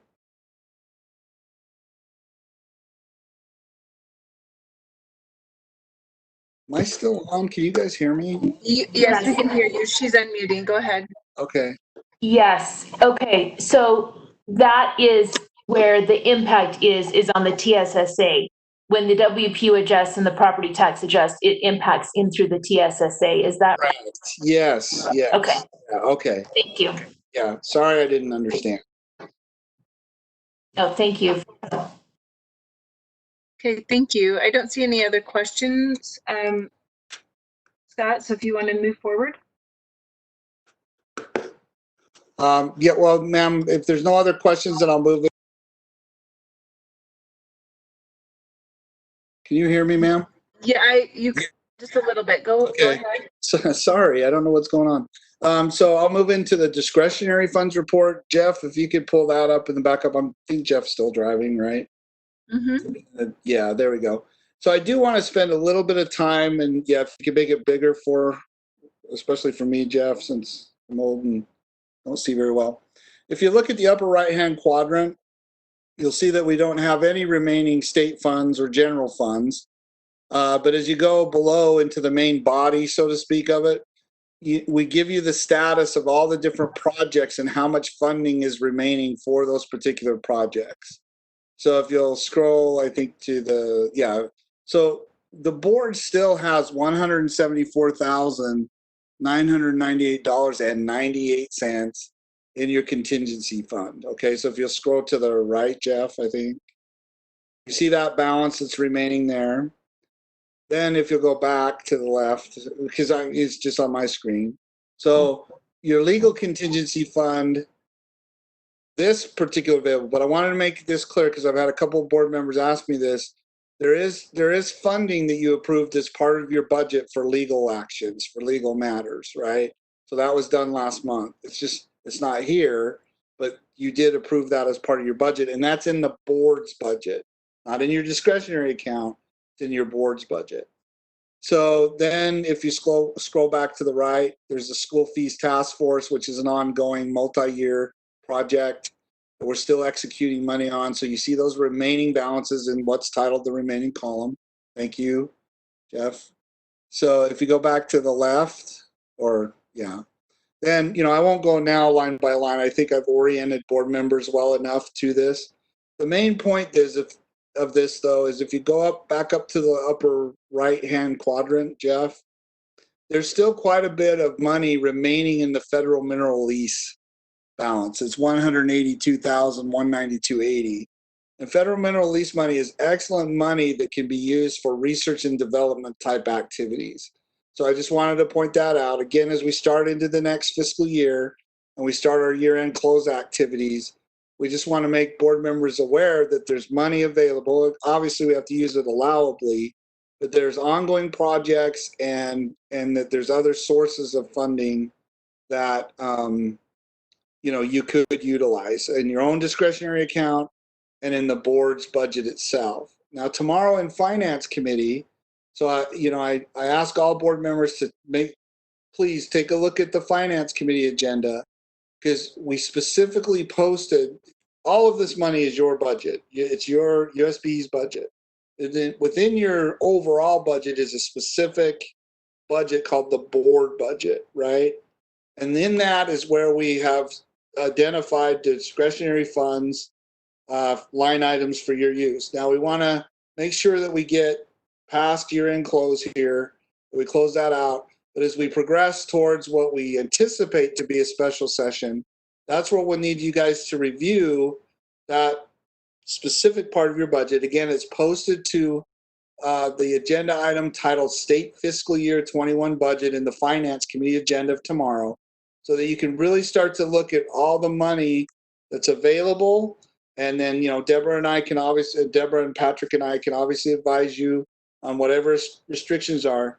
But my point being that we need to start looking closely, and we'll do it as part of the overall process with the legislature, coming out of the July 15th tax filings into our August meeting. Because simultaneously, we're also going to start the process of looking at what your requirements will be, or what, the process that we take each year for development of your requests for, or going into what will be the 2021 general session. So there's going to be a lot of activity between now and preparation for the August meeting. So if you'll, focus on your discretionary balances here, let us know going into August if you want to make any changes to the funding uses here or add additional projects. Also, please, again, review the state fiscal year 21 budget agenda item in Finance Committee. We're going to perpetually update you and keep you just right on glide path and in close coordination with all the different activities that we're expecting to occur, especially after the July 15th tax filing deadline. There is, so that, Madam Chair, that concludes my update on the monthly budget report and the discretionary funds report, pending any questions or concerns by board members. Board Member Lear. Yes, thank you, Deputy Superintendent. Could the board, I'm not very informed or smart about what those discretionary funds and or the research, et cetera, funds could be used for. That might be helpful information for other board members, but in the moment, could it be used, and I don't even know comparative amounts right now, but could it be used where if the legislature cut funding for certain programs just recently, could that money be used for those kinds of programs if the board chose? Ma'am, yeah, so looking at the upper right-hand quadrant, federal mineral lease money, it's pretty broad. The definition is for research and development. So it's a pretty broad application, where you could use it. The one thing that I always caution all board members on is the use of what amounts to one-time money for ongoing requirements or concerns. So conceivably, yes. I mean, depending on what it is, we would obviously do our due diligence, have legal look at it, make sure that it was an allowable use of those funds. But to answer your question, yes, it's a possibility. But, I'd always add in that caveat of, making sure that we're always aware of one-time uses of funds, or, because there's other state funds that could be used or ongoing that we could move around. So I appreciate the question. And hopefully I answered yours. And you did, but to follow up quickly, if the money is not used, won't it be swept, or do we get to keep it? Yeah, no, ma'am. So, fortunately, a lot of our money is what's designated as non-lapsing balances, right? Or non-lapsing. So we can carry forward it year after year. Okay. Yes, there is the risk. There is always the risk of it being swept. But, in the 5 years I've been here, we've done pretty well of demonstrating to the legislature that, we're not about just spending money just to spend money, and that we do come up with plans. And what you're seeing right in front of you right now is a plan for use of funding. And that's why I'm just pausing, though, to remind you that you still have some amount of money remaining, especially in the FML category, the federal mineral lease category. So, to be straight and honest, yes, there's always the risk of it being swept, but we haven't experienced that in, and Deborah can correct me if I'm wrong. I don't think obviously, due to this COVID situation, we did have balances swept, but those were given back to us, to help plug, or to help us to keep on state fiscal year 21. Thanks. That's helpful. I'm thinking if we have money in these desperate times, we should look for ways to get it to LEAs. That's just a very general thought. So thank you for your information. Okay. Yes, ma'am. There are no other questions from board members. So does that complete your report? Yes, ma'am. That concludes this agenda item. Okay, perfect. Thank you. Okay, next on the agenda is the Audit Committee report. Committee Vice Chair Janet Cannon. Thank you. We have one action item from the Audit Committee. It's item 2.1. It concerns the internal audit plan and calendar. As we reviewed the audits that are on the audit plan, we found that there were a couple of them that were no longer timely or relevant. And so the motion is that the Audit Committee recommend the board remove the following audits from the audit plan. First, opt-out rates and causes. And second, USBE policies and procedures. Okay, the motion from the committee is that the board remove the following audits from the audit plan. 1, opt-out rates and causes audit, and 2, USBE policies and procedures audit. Is there any discussion to that motion? Board Member Lear. Thank you. I had a similar thought, but was thinking of it more in an ongoing planning way. Does the board have, and Janet would know this, is there a bylaw? Is there something in the audit committee rules and procedures or whatever? It seems like there should be a more regular review of those audits so that audits that were directed 3 years ago don't stay on that list. Is there any kind of a process like that in place? Not that I know of, Carol, but I think it's a good idea to have something in place where we review these, because the plan can get bigger and bigger, and we're looking at things that are no longer relevant to us. I agreed. Thank you. Seeing no further discussion, I'll repeat the motion. The motion to the board is to remove the following audits from the audit plan: opt-out rates and causes audit, and the USBE policies and procedures audit. Please vote.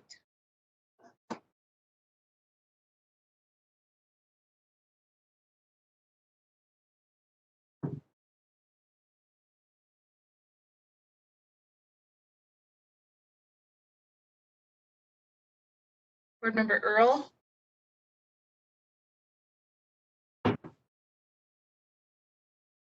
Okay, that motion passes unanimously. Thank you, Board Member Cannon.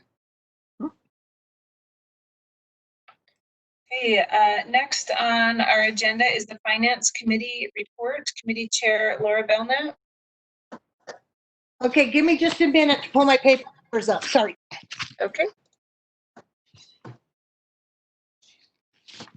I know that sounds odd to pull my papers up, but I printed it all. So. Thank you, Chair Cummins. Okay, the Finance Committee report from June 5th, 2020. First of all, we need to go to 8.5. I believe it's our first one. Nope. Let me see. Yeah, nope. We did have committee action, but no board action on 8.4. And the only reason I'm bringing that up is because several board members had asked about the statewide online education program, but it'll be coming back to committee tomorrow. 8.5 is the charter school revolving loan. The motion for the board is the committee moves that the board approve revolving loans for Advantage Arts Academy for $63,000, Franklin Discovery Academy for $273,858, I think it's thousands. John Hancock Charter School, $39,000. Monticello, I was going to say Monticello because we always tease that way. Monticello Academy, $300,000, and Wallace Stegner Academy, $299,976.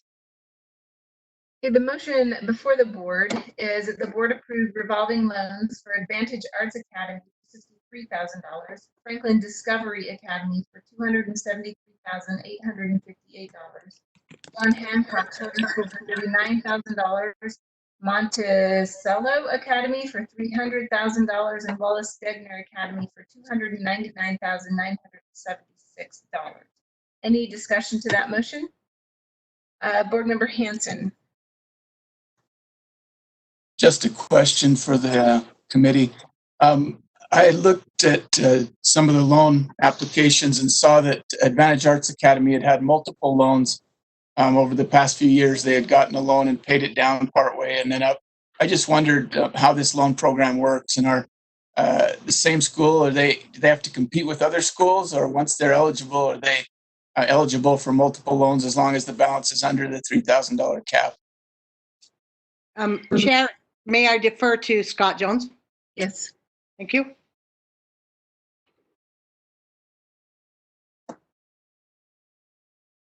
Okay, can you hear me? Yes, go ahead. Yeah, can you repeat the question, please? I'm sorry. Sure. I just was wondering about the eligibility rules for the loan. I looked at Advantage Arts Academy's package, and it looked like they had loans, taken out loans several times, Sure. which cumulatively would be over the $300,000, but they had paid down the initial loan by some amount. So I just wondered, does the school have to compete with other schools to re-up a loan? And is the only rule that they need to stay under the $300,000? Can they keep doing this for a number of years? Or how does that work? Yes, sir. As long as they remain solvent and they've paid back, right, the amount of the loan, they can reapply for the loan. Yes.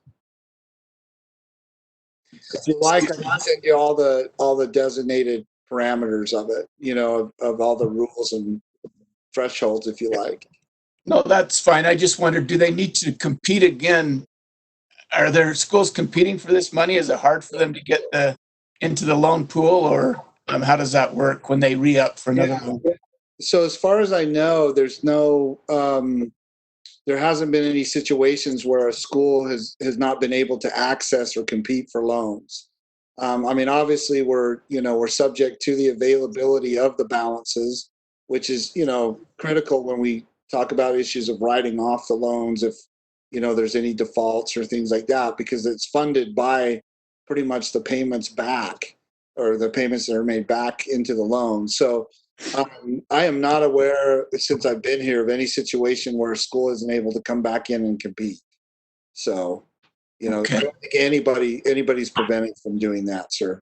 I'll make sure I double check though, but I've never experienced that. So. Okay. So the availability of funds isn't a problem.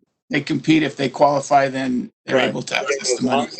As long as they qualify. I mean, it's always subject to the amount of schools that are competing and the balances that we have available, right? But for the most part, I haven't seen where, I mean, there's different criteria, obviously, that they need to meet. But, again, for the most part, they're able to compete. Now, based on balances, we may not be able to give them the maximum amount, but then I would have to look and do that on a school by school basis, and I can get that to you if I want, but if you want. But the competition is there. I think we're fine. You don't need to do the homework. I think I understand the program a little bit better. Thank you. Okay, sir. Board Member Lear. And this might be a question for Deputy Scott also. What is the percentage? Is there an interest that is applied to these loans? Yes, ma'am.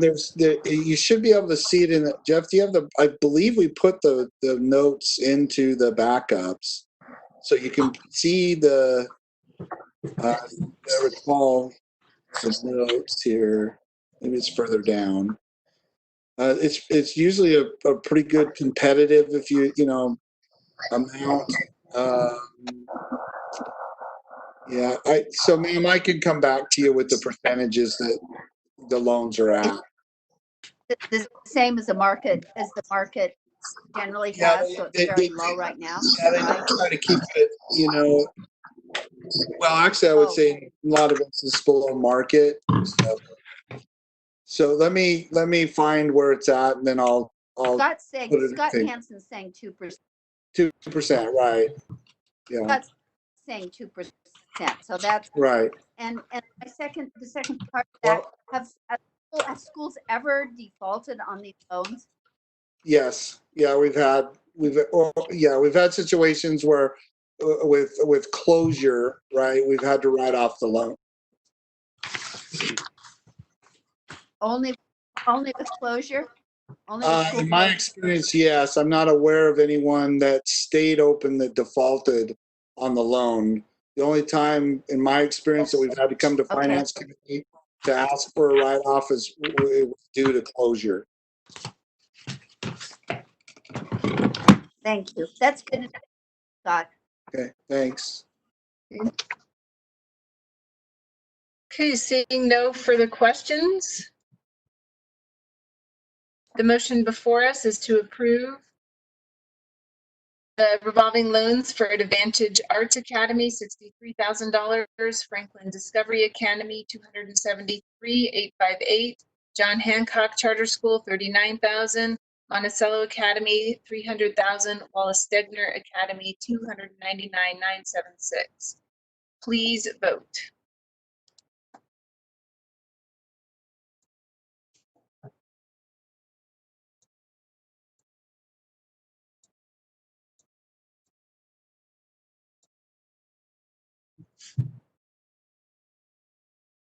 Okay, that motion passes unanimously.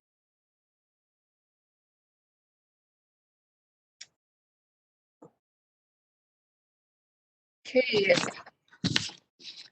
Thank you, Chair. I'm going to go on. Yes, please. Just a note of interest on 8.6. It's the final payment of the AISU. There was only committee action, but there's some additional updates on there that the USBE and the Utah State Charter School Board leadership have been meeting to have the State Charter School Board tell us how they want to pay back the $81,383.03. The one thing that we do know is that after meeting with the state finance, writing off the remaining balance is not an option. So if you, just to make note of that, that's in the backups. Okay, then let me see. I think that is all the actionable items. Let me just make sure, Chair. And then someone will yell at me that I made an error. That will conclude the finance report of June 5th, 2020.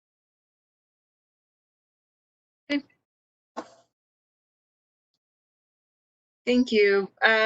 Board Member Marsh, did you have a question?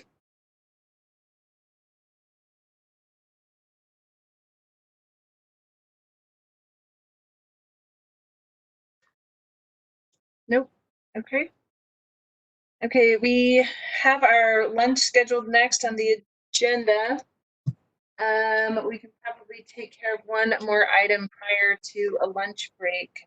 Seeing as how we're about a half an hour ahead of time. Lorraine, would there be a problem in moving forward with something? I would just suggest going ahead with the law and licensing committee report. Okay, thank you.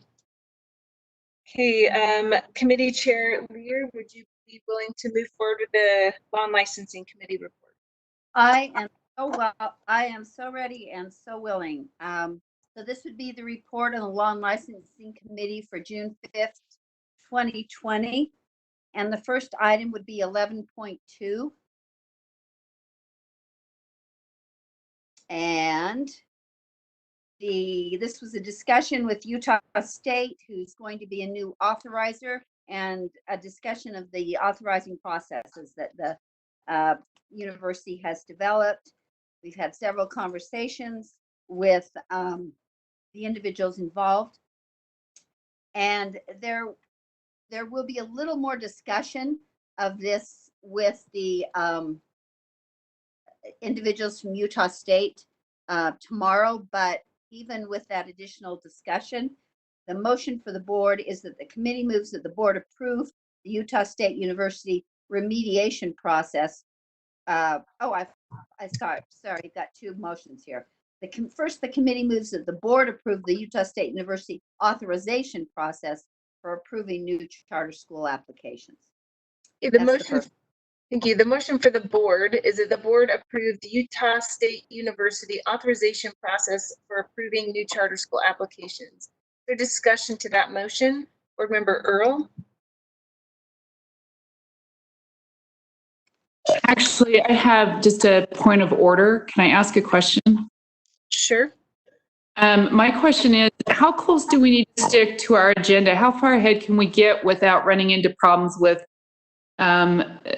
the general public listening in? I'm just wondering, just if people are wanting to, do you know what I mean? We're at 12, we're going to the 12:30 item. I'm just asking a general concern that if there's public wanting to attend in some way and we're an hour or so ahead, does that create problems?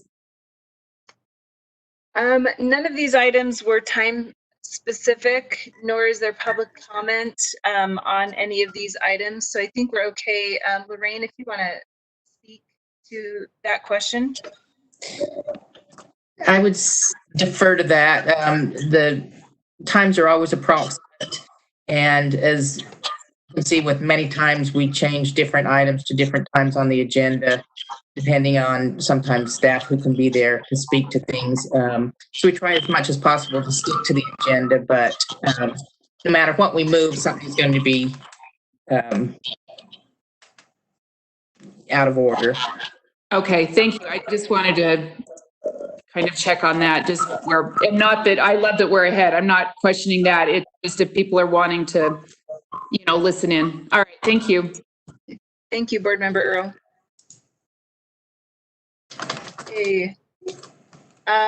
So we have a motion before us, which is that the board approve the Utah State University authorization process for approving new charter school applications. Is there any discussion to that motion? I see no hands. Please, Board Member Cindy Davis.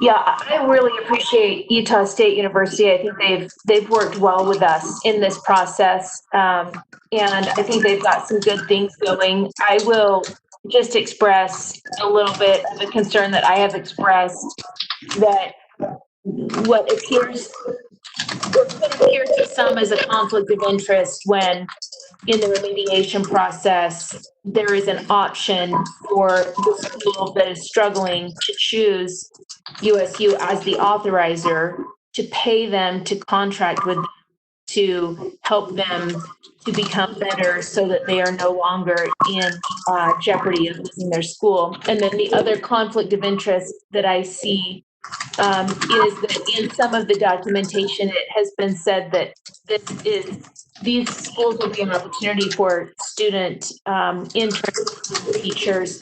I think that one can be mitigated, hopefully by limiting the number of interns in a school, similar to the way that many schools limit the number of interns. I don't know if you could hear me. I think someone else's mic is on, but I just want to express that publicly, and that I think we should move forward, but I do hope that those things are being mitigated. Thanks. Thank you, Board Member Davis. Okay. Seeing no further comment, the motion before us is that the board approve the Utah State University authorization process for approving new charter school applications. Please vote.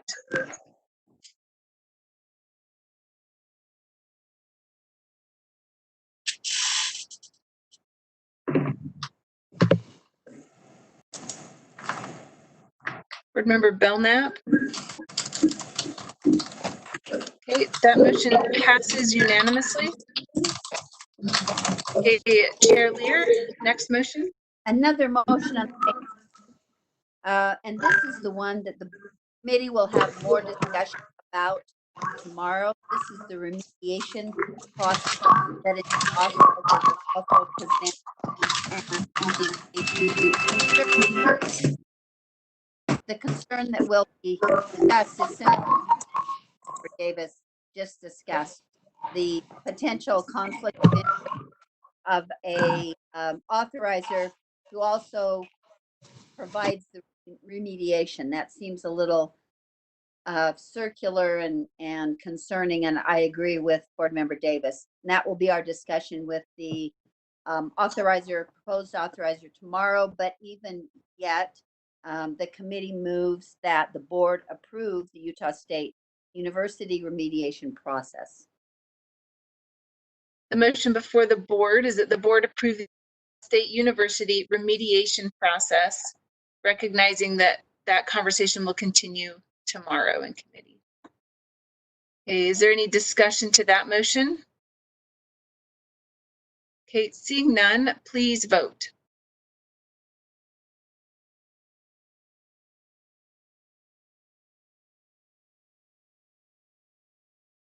Board Member Newell. Okay, that motion passes unanimously. Thank you. Okay. Okay, item 11.3. This was a discussion of a change of a date for the Carson Smith Scholarship Funding and Procedures R277602. The motion for the board, and there was a split vote from the committee on this, was a 3-2 vote, with Member Davis and myself not in favor of changing this date as outlined, but it did pass the committee. So the committee moves that the board continue and approve R277-602 Carson Smith Scholarships Funding and Procedures Draft 1 on second and final reading. The motion before the board is that the board continue and approve R277-602 Carson Smith Scholarships Funding and Procedures Draft 1 on second and final reading. Discussion to that motion. Board Member Cannon.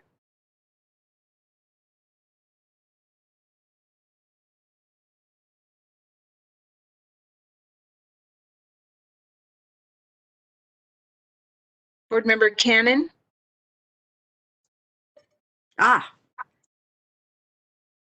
Thank you. I was waiting to be unmuted.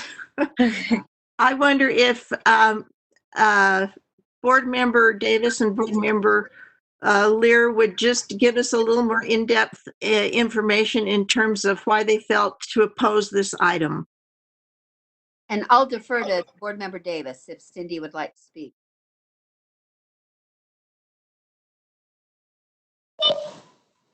Is that acceptable, Chair? Yes, Board Member Davis, go ahead. I voted no on this because when I was a principal, I always asked our parents to please, if at all possible, make a decision by the end of March as to where their students would be attending in the fall. Because hiring season is not in July. Hiring season is in the spring.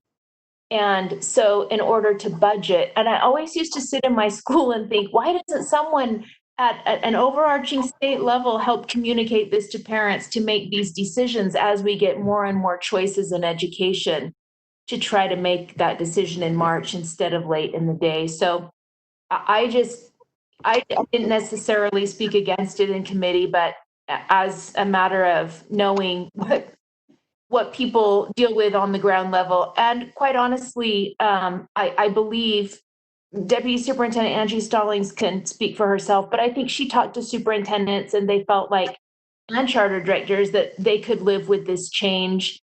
And our staff requested the change because it helped make some things easier, I think, on our end. So that's why I didn't speak against it in committee, but just out of personal wishes for the last decade, I will be voting no.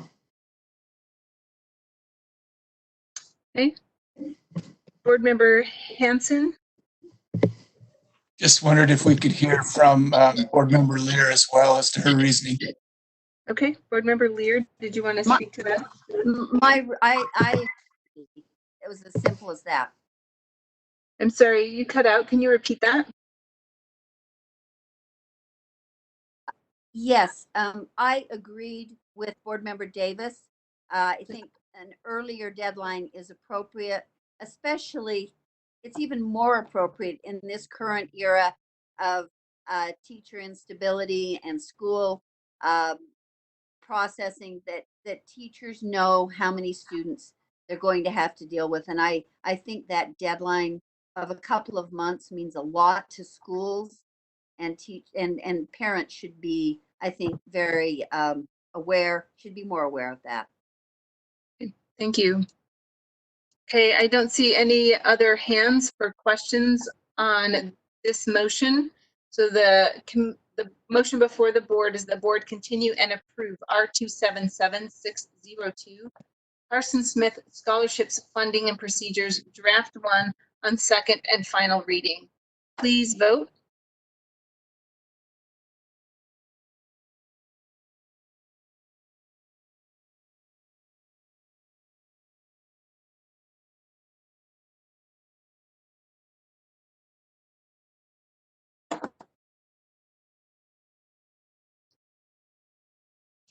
Okay, assuming that board member Marsh and board member Lear are both no's, if I'm correct. Yes, and it's I am yes a and no. Okay, board member Marsh, you're a no.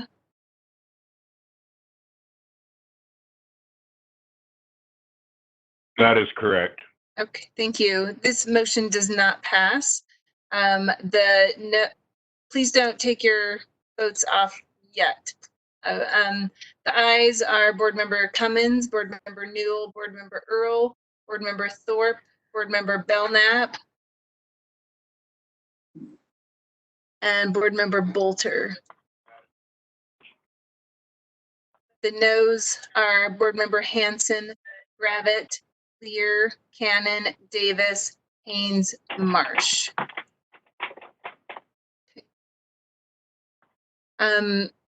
I'm guessing, Angie, if you want to speak to this, that this will go back to committee if it doesn't pass. Is that correct? Yes, that is correct. The only change in the rule, I believe, was the date change. So if the board opposes the date change as staff recommended, I guess I wonder if we should take it back to committee and talk about it more, or if this is just means staff should leave the date alone for this year. Okay. Because this was a motion to continue as well. So does it need a motion to continue? Yes, let's go. Yes, if you could do the motion to continue, that would be great. Thank you. Okay. Board member Lear, would you be willing to make that motion? Sure. The committee moves that the board continue R277-602 Carson Smith Scholarships Funding and Procedures Draft 1 on second and final reading. Okay, so we wouldn't include draft 1 on that. It would just be to continue. Okay. Right. Is there a second to that motion? I'll second that. Okay. The motion before the board is to continue R277602 Carson Smith Scholarships Funding and Procedures on second and final reading. Is there any discussion to that motion? Board member Belknap? Yes, I just want clarity that this is not a committee motion. Correct. That was a motion from board member Lear and second by board member Marsh. Thank you. Well, the committee did vote to continue in its 3-2 vote. That was part of that 3-2 vote also previously. Okay. Seeing no further discussion, please vote.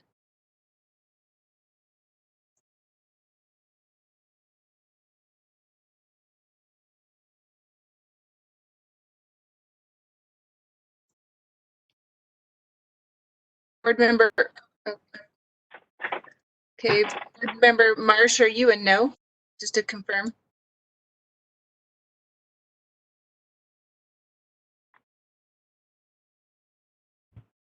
Sorry, my internet's having glitches today, getting back on and off. I am a yes. Okay, that motion passes unanimously. Thank you. The next item is, are you ready? Yes, please.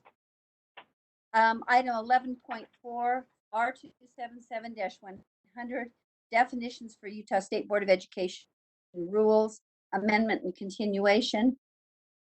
And I have an amendment, but I suppose I should make the motion first, right? Is that right? Yes, please. Brittany? Yes. Okay, the committee moves that the board, the motion for the board is that the committee moves that the board continue R277-100. For Utah State Board of Education rules on second and final reading, but that doesn't say, I believe that should be draft 2.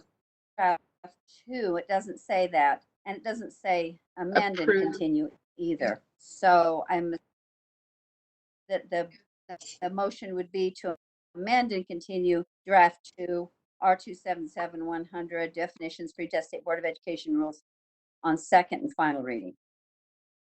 Okay, so the motion for the board is that the board approve and continue R277-100 definitions for Utah State Board of Education rules draft 2 on second and final reading. Is there any discussion to that motion? Vice Chair Cummins, may I speak? Yes, please. Board members, the motion is actually correct as is. If you'll recall, we do need to continue this rule. However, the amendments, we could not come to agreement in committee in June. And so R277-100 is actually on the Law and Licensing Committee agenda for tomorrow for the amendments. So at this time, we're only asking for a continuation. We'll be reviewing the draft again tomorrow in Law and Licensing. Thank you, Sorry. Angie. Yes. Can I try that again? Yes, please. Okay. The motion really, the real motion is that the committee moves that the board continue R277-100 definitions for Utah State Board of Education rules on second and final reading.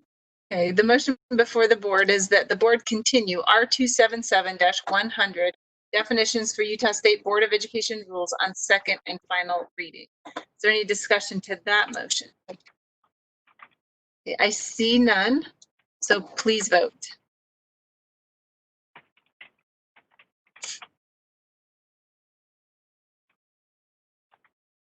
That motion passes unanimously. Okay, thank you. Now I don't have to make my motion either.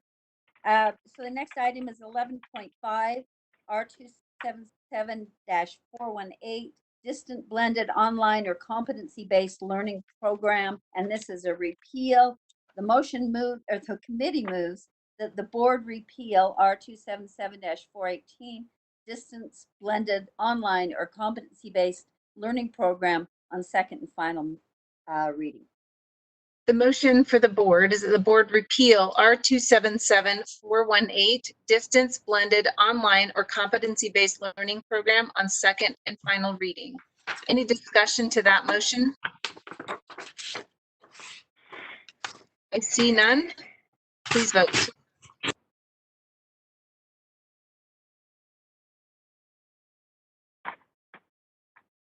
That motion passes unanimously. Next item is item 11.6, R277-488 dual language immersion program. This is an amendment.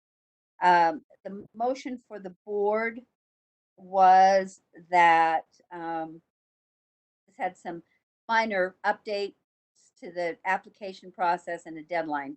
So the motion for the board is that the committee moves that the board approve R277-488 dual language immersion program draft 1 on second and final reading. The motion for the board is the board approve R277-488 dual language immersion program draft 1 on second and final reading. Any discussion to the motion? Board member Marsh? Nope. Okay. Seeing no discussion, please vote.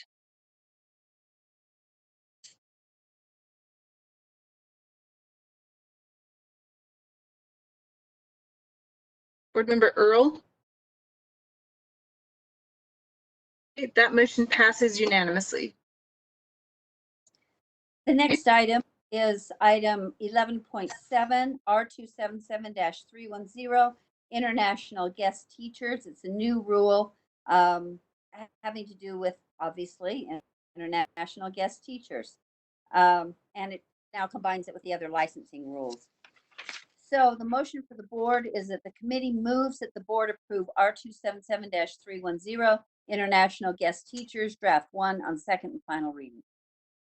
The motion before the board is that the board approve R277-310, International Guest Teachers, Draft 1 on second and final reading. Discussion to the motion. Board Member Belknap. Thank you, Chair. I guess I just have a question on what kind of discussion, was there any discussion on the problem of getting the visas now coming into our country and or number, not that we can solve that, just interested. And number two, what's the difference in us using reciprocity internationally versus reciprocity across the states?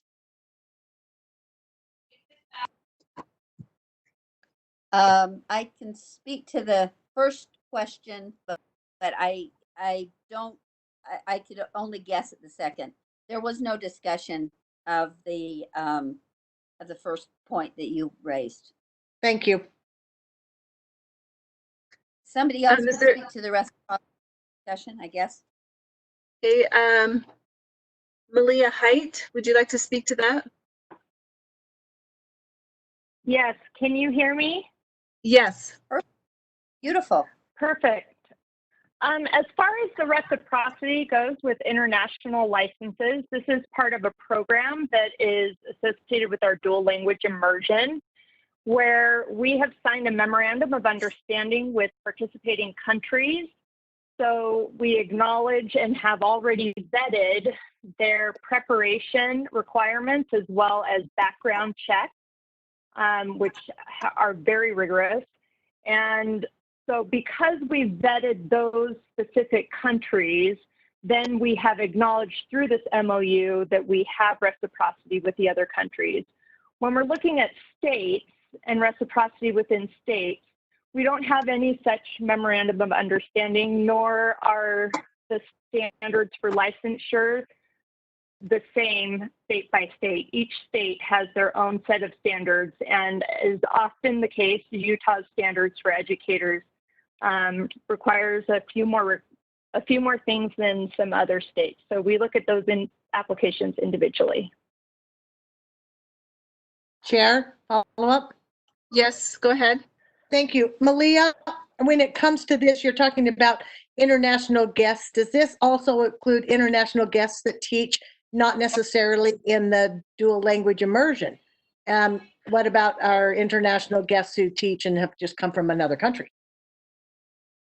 So if they, thank you for the question, Board Member Belknap. If they are a teacher who wishes to teach not as part of the dual language immersion, then they must submit all of their documentation, transcripts from their, whatever their international country is. And it has to go through a third-party transcription and translation.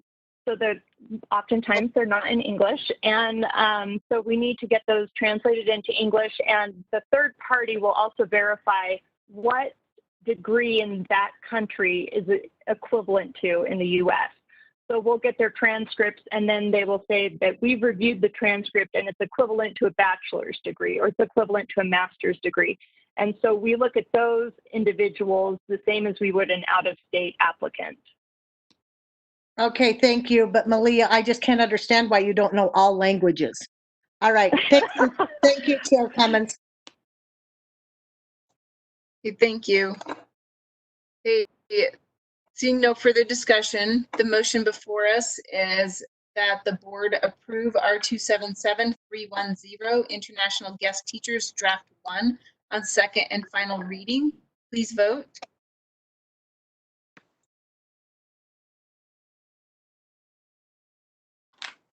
That motion passes unanimously. Thank you. And the last item on our agenda was item 11.9, which was a discussion of the new and improved special education rules that will be continued tomorrow. It's not an action item, but we had a very excellent discussion, and thanks to all who participated. Okay, thank you. Does that complete your report? It does. Thank you. Okay, thank you very much. Okay, that takes us to the end of law and licensing. It's now noon, so we'll go ahead and break for lunch for 30 minutes. We'll come back at 12:30 and move to the Standards and Assessment Committee. Thank you, everyone.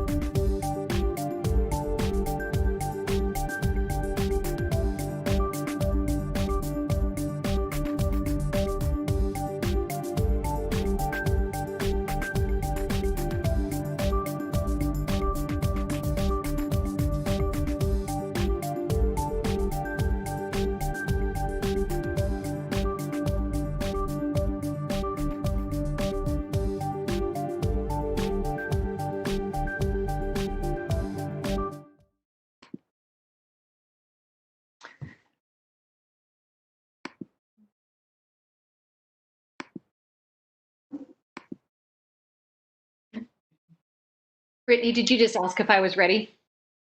I was asking to see if Jerry has us ready. We actually have one item left on lawn licensing we're going to have to cover before we get to you. And then we'll do a quick roll call and see if we've got people back. Thank you, Jenny. Jerry, are we ready to get started? Yes, we are. Thank you, sir. What's the, oh, there it is. I found it. Okay. Really quickly, I'm just going to call your name. Just let me know if you are back and present. Board Member Newell.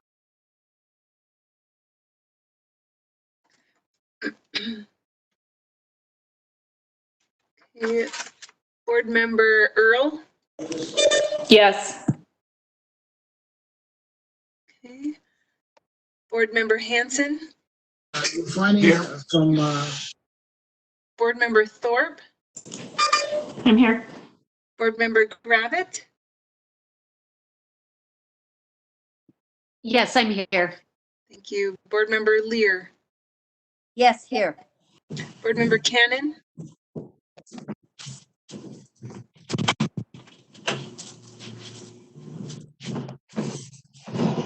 Board Member Cannon.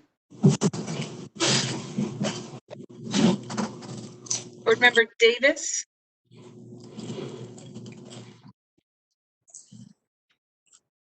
Board Member Davis. Board Member Haynes. Yes, I'm here. Thank you. Board Member Marsh. Here. Board Member Bolter.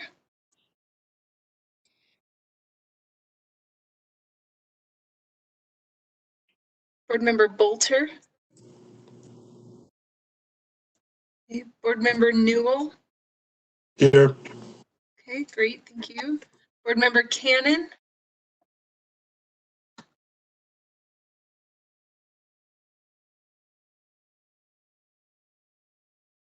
Board Member Davis. Okay, it looks like we can go ahead and get started. We have Board Member Davis, Board Member Cannon not with us, Board Member Huntsman and Board Member Nielsen are also not present. Okay, so we are going to go back and catch one item that was missed on the lawn licensing agenda. Committee Chair Lear. Thank you. I apologize. I was so anxious to be done.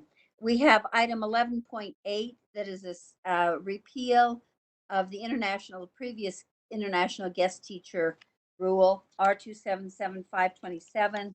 So on this item, the committee moves that the board repeal R277-527 international guest teachers on second and final reading. The motion for the board is the board repeal R277527 international guest teachers on second and final reading. Is there any discussion to that motion? Okay, seeing none, please vote.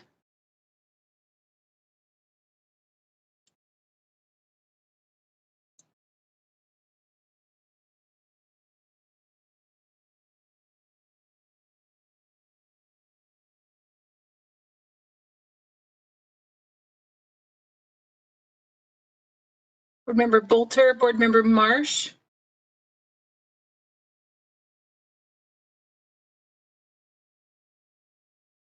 Board Member Bolter.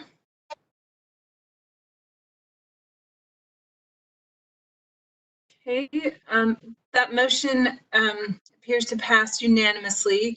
Board Member Cannon and Board Member Davis are present for the vote. Board Member Bolter's vote did not cast a vote, so it's not present. Thank you. Now I'm really, really done. Thank you. Okay, thank you. Okay, then we'll move to the Lawn Licensing Committee agenda. Committee Chair Jennifer Gravitt. Okay, just to clarify, this is standards and assessment. I don't want to be responsible for lawn licensing. Thank you very much. Standards and assessment. Okay, our first item is the standards revision process, which hopefully the board is pretty familiar with this. I know our committee is, and I think we made some good changes.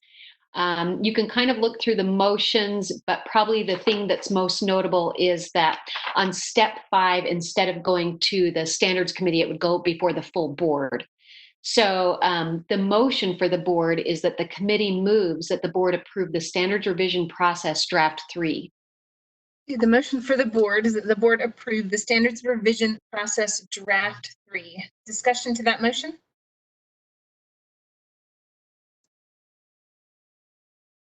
Okay, I see none. Please vote.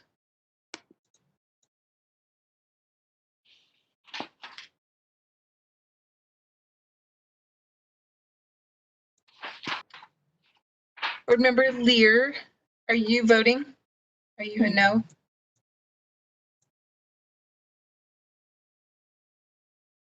Okay. That motion passes unanimously. Again, Board Member Bolter did not cast a vote. It's not present.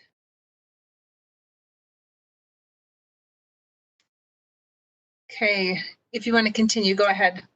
Okay, our second actionable item is R277912, the law enforcement related incident reporting. And this is an amendment, and probably the most notable thing is there's a date change that you probably noticed. The motion before the board is the committee moves that the board approve R277912 draft 2 on second and final reading. Okay, the motion before the board is that the board approve R277912 draft 2 on second and final reading. Is there any discussion to that motion?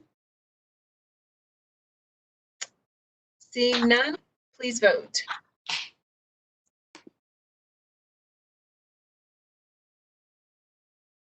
Okay, that motion passes unanimously with Board Member Bolter not voting. Go ahead. I wish it were a potion. That'd be exciting. Okay, our next actionable item is R277723. This is a new program, the Start Smart Utah program, and it's a rule that was created because of House Bill 222. So the motion before the board is that the committee moves that the board approve R277723 draft 3 on second and final reading. The motion before the board is that the board approve R277-723 draft 3 on second and final reading. Discussion to the motion?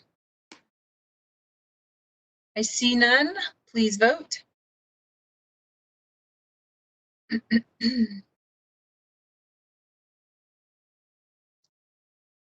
Okay, that motion passes unanimously. Board Member Bolter did not vote. Okay, our next item is the school counselor to student ratios. You might remember from last time that we sent back Davis and Iron, and they resubmitted their plans. And so we looked at those and liked them. The motion before the board is that the committee moves that the board approve the plans for the 2020-2021 school year submitted by LEAs who are out of compliance with the 1 to 350 school counselor to student ratios. Okay, the motion is the board approve the plans for the 2020-2021 school year submitted by LEAs who are out of compliance with the 1 to 350 school counselor to student ratios. Is there discussion to that motion? Board Member Lear?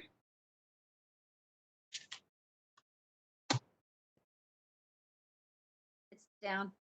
I'm on Okay, the thank you. slow-mo today. Okay. Board Member Belknap?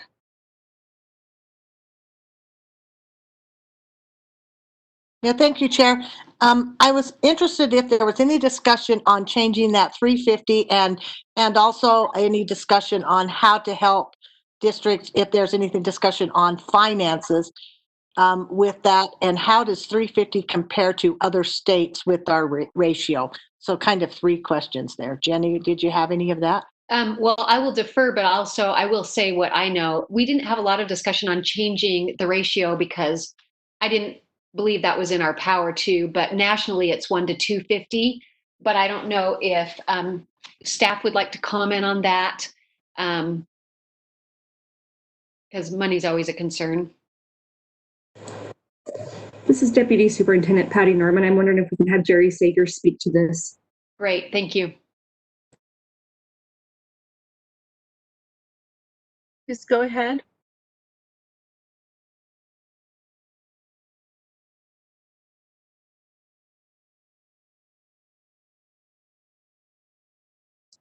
I don't believe Jerry Sagers is currently in the room.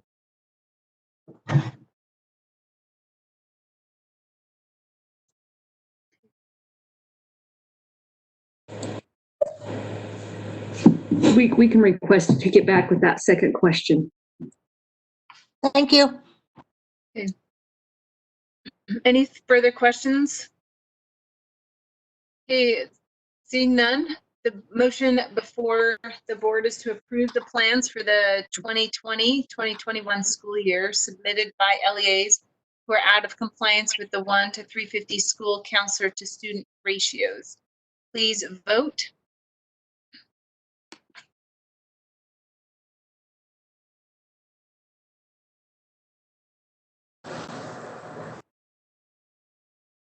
Board Member Haynes.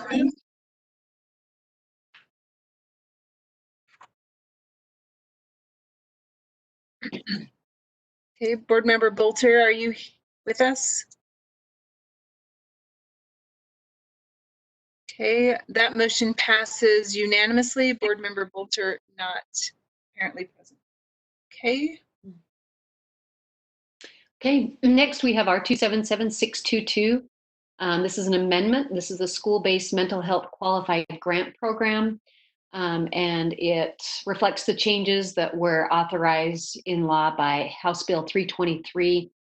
The motion before the board is that the committee moves that the board approve R277622 school-based mental health qualified grant program, draft 1 on second and final reading. Okay, the motion for the board is that the board approve R277622 school-based mental health qualified grant program, draft 1 on second and final reading. Discussion to that motion? Board Member Marsh? Nope. Okay, I see no discussion. Please vote.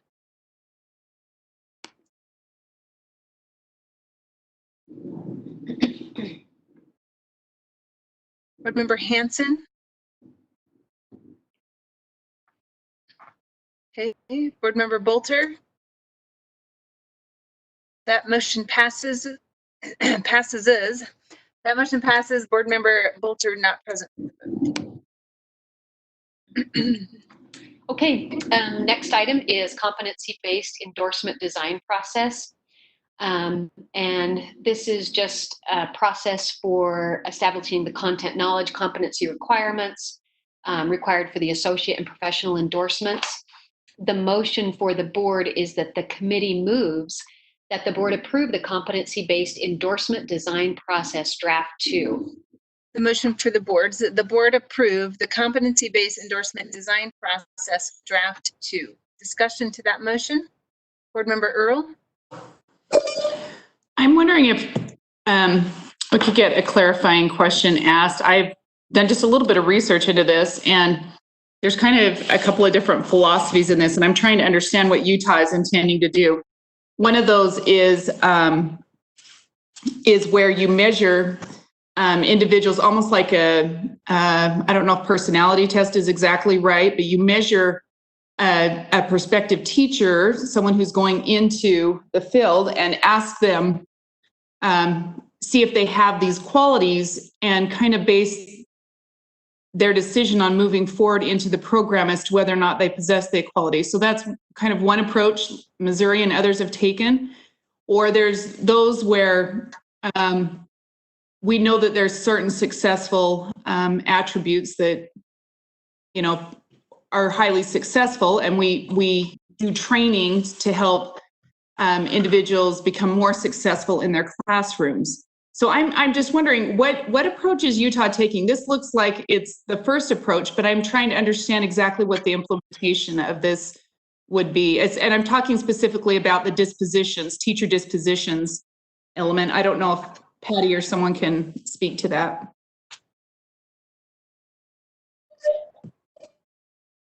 I can speak to it if you allow. Jennifer Thronson. Thank you. Go ahead. Okay, this is Jennifer Thronson, Director of Teaching and Learning. And with the dispositions, it's something that we're kind of wanted to open the opportunity for our committees to look at as they do the design for the endorsements. So traditionally in teacher preparation, dispositions are part of that work, and looking at some of the general teaching dispositions that you would want, like a relationship with students that's positive and supportive. In this way, it's more specific to the content or the endorsement being earned. So are there particular dispositions needed? For example, productive struggle in both literacy and mathematics is something that we want to instill in our students. And do we have teachers that are also instilling that experience in students, that it's okay that we struggle sometimes, but that we work through it and we ask for help and we take perseverance to go through those. But we want teachers that are also kind of encouraging that mindset with students. So as we look for dispositions, we're looking at the research literature around what is that in the space of the content areas. For example, there are assessments of dispositions out there that our design committees might look at to see if we want to incorporate some of those competencies in those disposition, I wouldn't call them evaluations, but profiles or assessments to allow for us to look holistically at the educator. So there's content knowledge that we want our educators to have. There are skills that they would need to have in that endorsement area. So if it's CTE and they're teaching a welding course, there are certain skills that they would need to possess to be able to demonstrate for students. And then dispositions. Safety is a huge concern in a CTE classroom, such as welding, where safety is going to be an area that we want our teachers to be really well aware of, as well as have kind of a disposition that safety is going to be critically important. So as we look with our design teams, they'll be looking to see, are there certain dispositions that we want to be able to evaluate and look at or have, demonstrated competency for as part of the endorsement work. So at this time, it's more the opportunity to look at those dispositions, not so much exactly what that looks like yet. May I just make a comment? Yes, go ahead. I guess I am concerned about measuring dispositions. Once again, I've voiced it over other items, but we're getting into a realm that's really hard to measure. And I'm concerned that we may be profiling people in a way that we may not be getting in the creativity or the innovative ideas that may come from individuals who may have different dispositions, so to speak.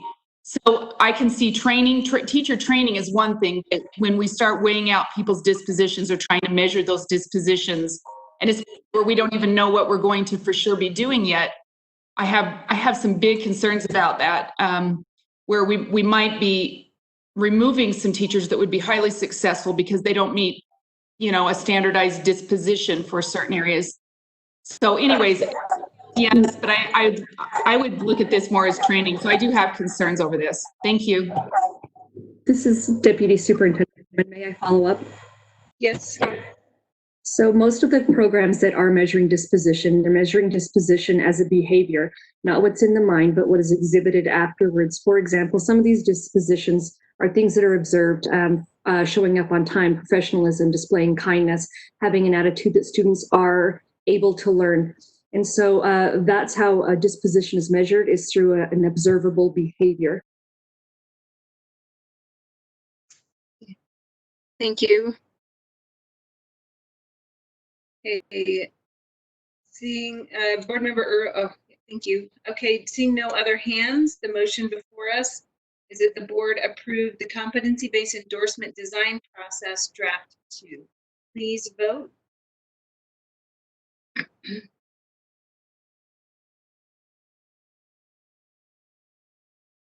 Okay, that motion passes. 1 no vote, board member Earl, and board member Bolter did not vote. Okay. Okay, item 12.8. This is an amendment and a continuation of R277606, the Dropout Prevention and Recovery Program. It was amended as a result of House Bill 376, the Dropout Prevention Amendments. And the motion before the board is that the committee moves that the board approve and continue R277606, Dropout Prevention and Recovery Program, Draft 1 on second and final reading. Okay. The motion is that the board approve and continue R277606, Dropout Prevention and Recovery Program, Draft 1 on second and final reading. Any discussion to that motion? I see none. Please vote.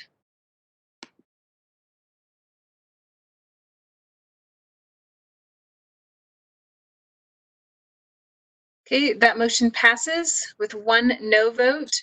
Board Member Belknap. Board Member Bolter is present for the vote. Okay, item number 12.9, R277707. This is an amendment and a continuation. It's the Enhancement for Accelerated Students Program. And this is just focusing on the gifted and talented program so that the other will be addressed in a different rule. Anyway, that was the major change there. The motion before the board is the committee moves that the board approve and continue R277707, Enhancement for Accelerated Students Program, Draft 2 on second and final reading. The motion is that the board approve and continue R277707, Enhancement for Accelerated Students Program, Draft 2 on second and final reading. Discussion to that motion. Board Member Lear. I just had a question for the chair, if I may. Yes. I can see multiple changes. I just wondered about the notion of the purpose for the change, and if you remember, and the discussion.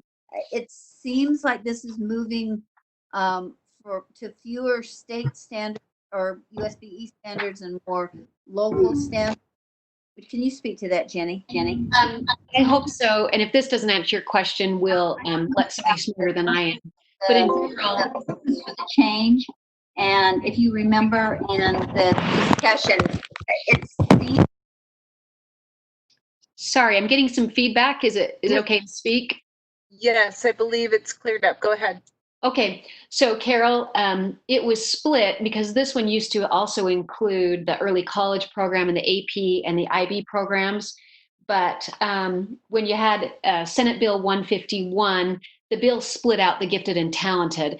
And so this rule will just focus directly on gifted and talented, which in a way it's really good because then, you get to focus on those kids. And so it allows for more detailed focus on that program. And then the other one will be addressed in the next motion, which is R277701. I don't know if that was your question. I was having trouble hearing. Okay, if you want to continue, go ahead. Okay, our second actionable item is R2. Okay, wait, sorry, just a second. Whoa. That wasn't me really speaking, that was my ghost. That was me. I was like, my mouth is closed. Okay. Board Member Lear, does that answer your question? Yes, enough. I could have listened to the discussion, and I will do that for any further questions. I thought gifted and talented language was also sort of passé, but it's apparently still the current language. Is that right also, Jenny? Right, and you should talk to, I think Shannon Olson. Wait, is that Shannon Olson? Yes. Anyway, she was great to talk to and has a lot of information about that. And I learned a lot just in what it all entails and how really, in some ways, this has been needed for a while so that it's not just, set in the background, but it's very important. So. Thanks. I'll follow up. Thank you. Okay, thanks. Thank you. Seeing no further questions, the motion before us is the board approve and continue R277707, Enhancement for Accelerated Students Program, Draft 2 on second and final reading. Please vote.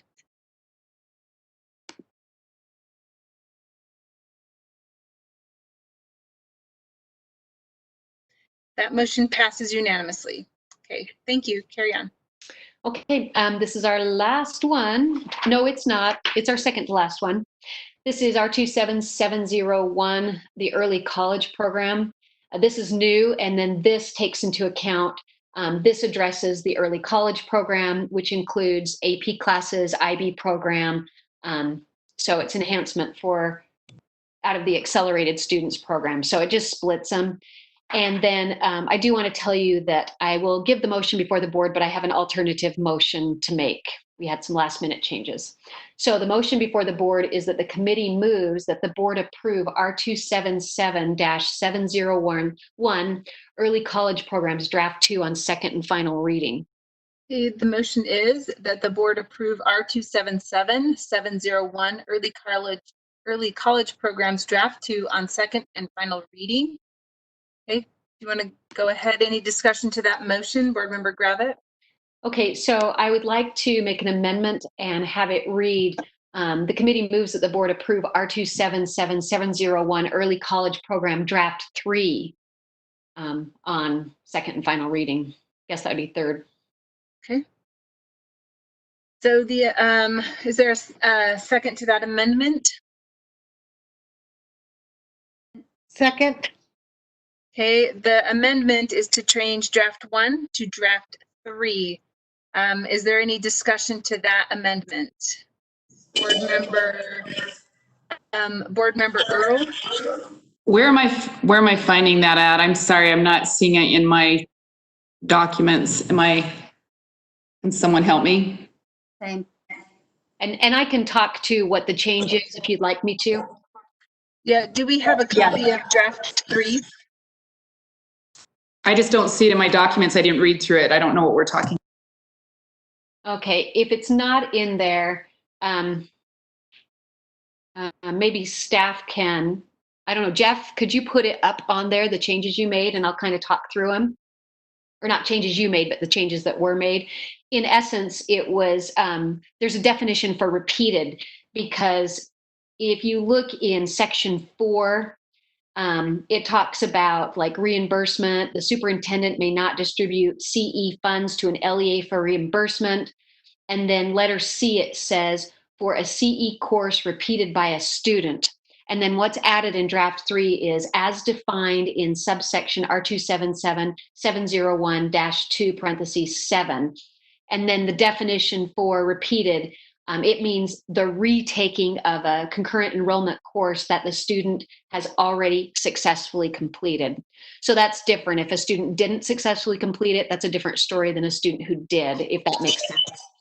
Okay, so you're saying just if they wanted a better score kind of a thing or a better grade, it's not, okay, I understand. That makes sense. Yep. Okay, thank you. And Jeff Van Holten could speak to it more if we have more detailed questions. So just for clarification, on the screen it says draft 1, but is it true that these 2 changes that you pointed out in blue are the changes from draft 2 to draft 3? Is that Yes, correct? That should be draft 3. Okay, thank you. Any other questions, Board Member Belknap? Chair, for a point of clarification, isn't this still draft 2 that was moved out of committee, and then Jenny is making an amendment to draft 2? So let me speak to that. We had a couple of changes in committee. One was we had lines 23 to 25. They were stricken completely. And then line 87, we took out as defined in section 53F to 408, et cetera. So there were a couple of just little changes made. So out of committee, we moved draft 2, and then that's why this would be draft 3. And we have Nathan Ock available if we need more clarification or comments. I still think it's draft 2 with with an amendment that Jenny is making.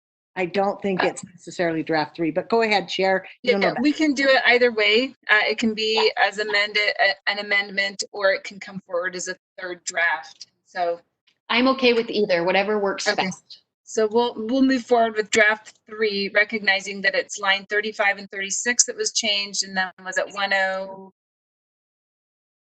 something? 1054. Those are the changes from draft 2 to draft 3. Okay, yeah. Okay, any further discussion? Okay, seeing none. I can find the motion again, excuse me.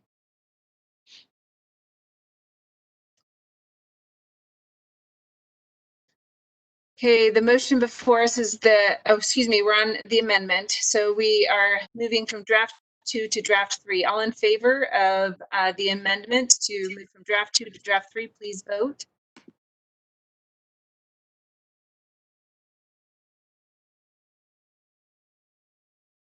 Board Member Davis, Board Member Lear.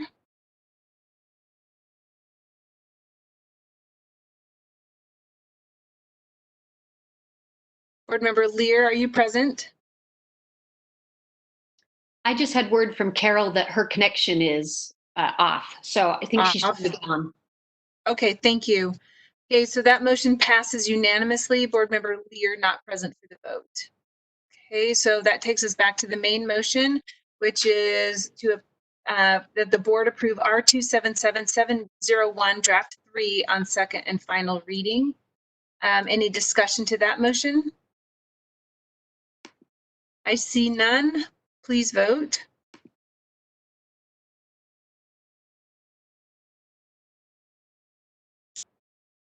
Okay, just asking for clarification. Board Member Lear, are you present? Yes. Yes. Board Member Lear, we're voting. Okay, we're voting on R277701 draft 3. Are you a aye or a nay? Aye. Okay, thank you. Thank you. That motion passes unanimously. Okay, our final one is just a repeal. It's R277713, the concurrent enrollment of students in college courses. And it's just being repealed because it was addressed in 701 and 701. So the motion before the board is that the committee moves that the board repeal R277713, concurrent enrollment of students in college courses on second and final reading. Okay, the motion is that the board repeal R277713, concurrent enrollment of students in college courses on second and final reading. Any discussion to that motion? I see none. Please vote.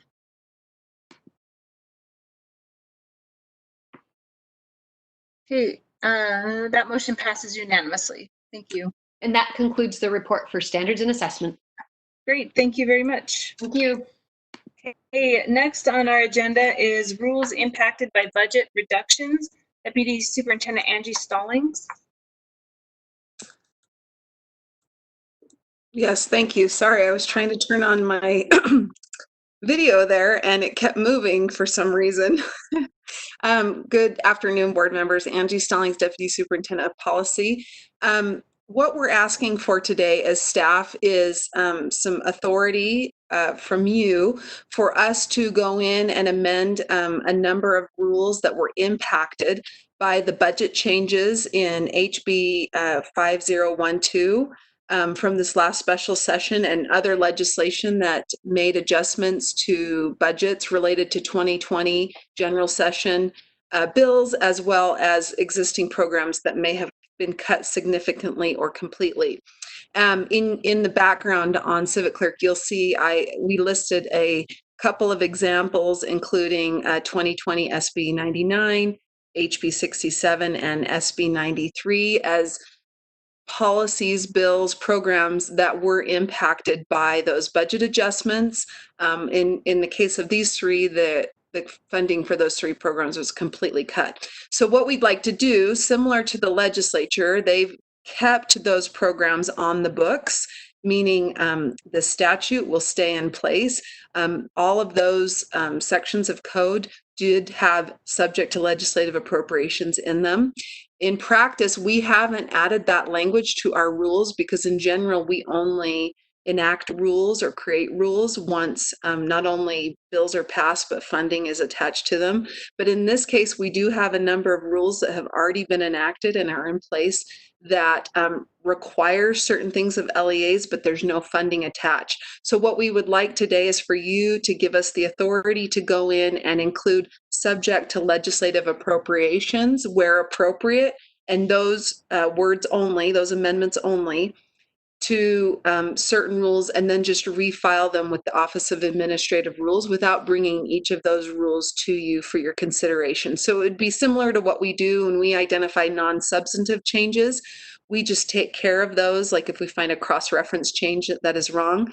In this case, we would go through all of our rules, find out which of those should have that language included, subject to legislative appropriations, and then simply file that change with the Office of Administrative Rules.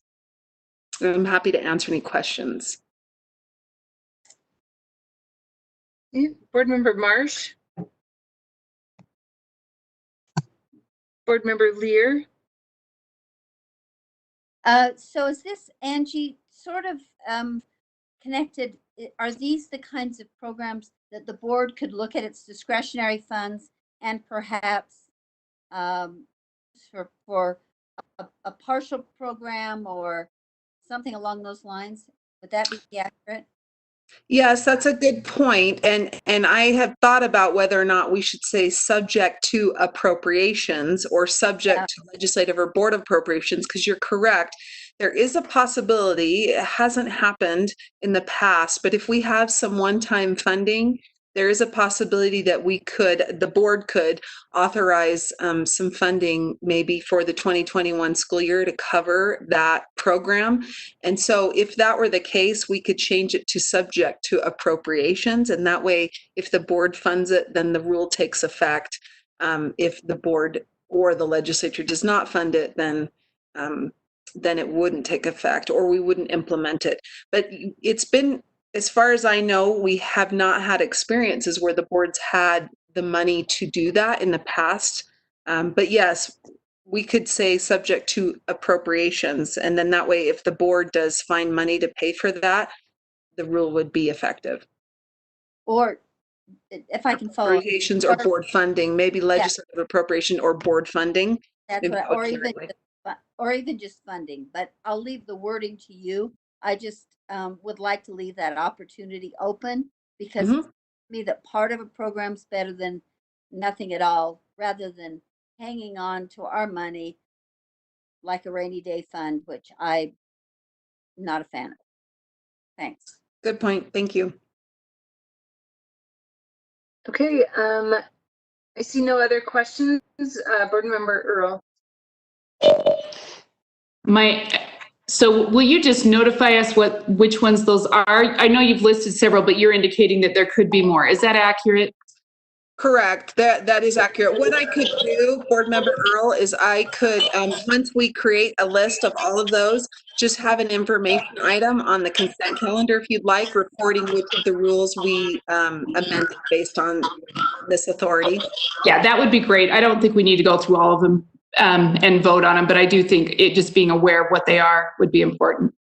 So thank you to do that. Okay, I'm seeking a motion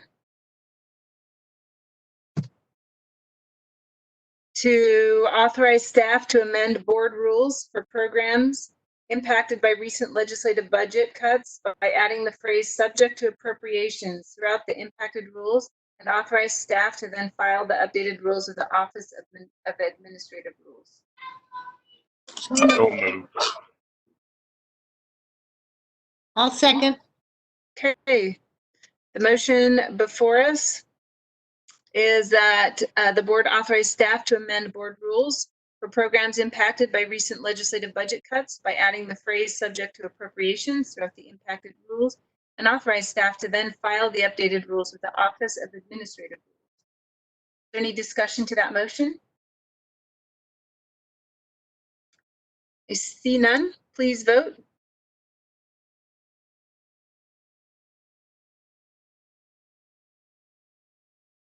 Okay, that motion passes unanimously. Okay, thank you, Angie. Thank you. Okay, does that complete that agenda item? It does. Thank you so much. Okay, thank you. Okay, next on our agenda is an executive session. I'm seeking a motion that the board go into executive session for the purpose of discussing strategy on pending or reasonably imminent litigation and the character, professional competence, and physical or mental health of individuals. So moved. Second. Okay, roll call vote. Board Member Newell. Aye. Board Member Earl. Aye. Board Member Hanson. Aye. Board Member Thorpe. Aye. Board Member Gravitt. Aye. Board Member Belknap. Yes. Board Member Lear. Aye. Board Member Cannon. Jerry, she may not be able to unmute. Did you check that? Board Member Cannon?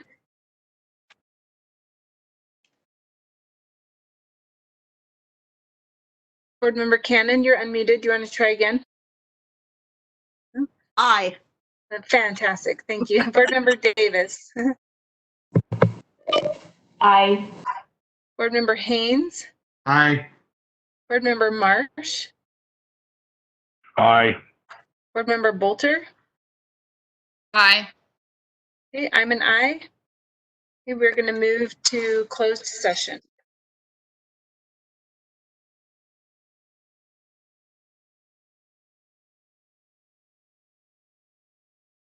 Just give me 1 second while I make sure everybody's in there before I start. Thank you. Okay, thank you, Jerry.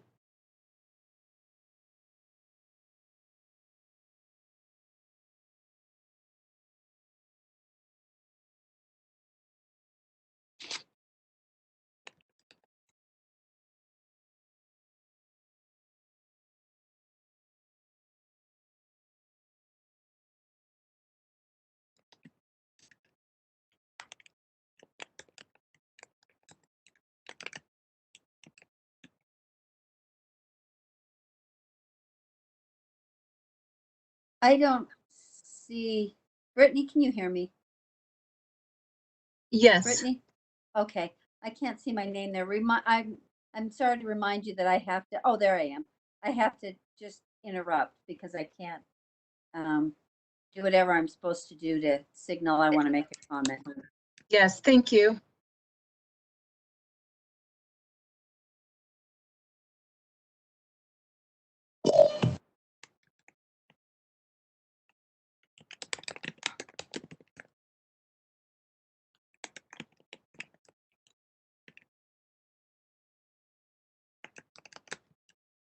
Okay, it appears everyone's in there. I'm starting the session now.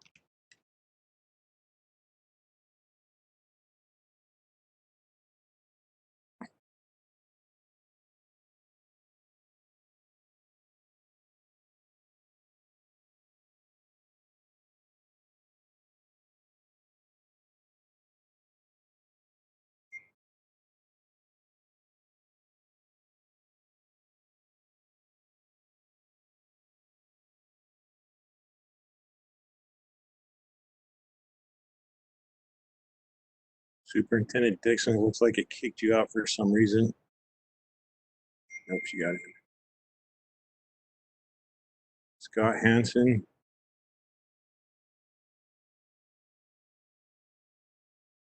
I don't know why.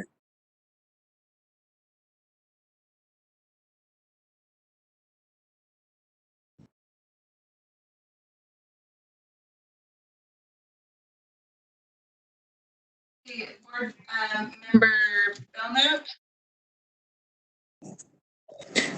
Excuse me, we'll need a motion to come out of executive session. Yes, thank you. I am looking for a motion to come out of executive session. So moved.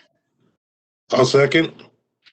Okay, all in favor of coming out of, or please vote to come out of closed session.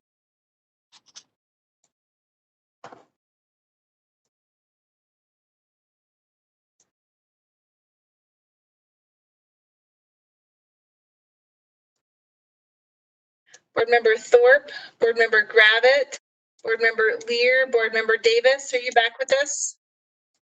We are Yes, voting to come out of closed session. Oh, yes. There we go. Just Board voted, Member sorry. Thorpe, Board Member Davis.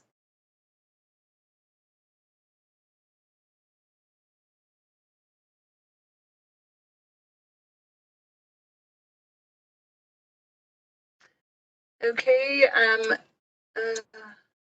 it appears that the voting is unanimous. Board Member Thorpe, Board Member Davis are not present currently.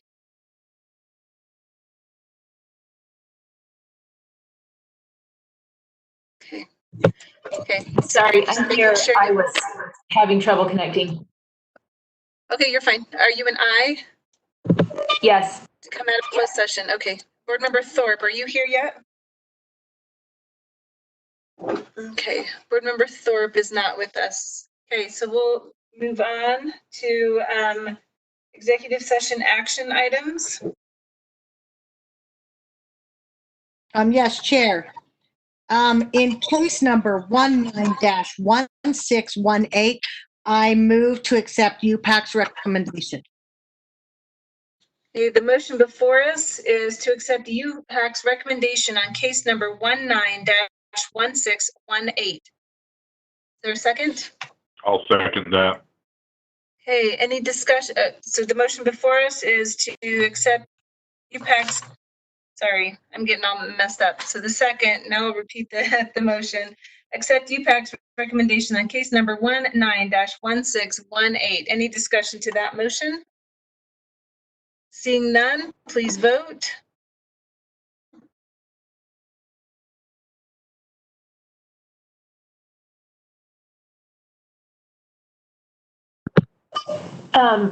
Chair, Yes. I think Board Member Thorpe might be muted on another end. She said she can hear you, but she can't unmute.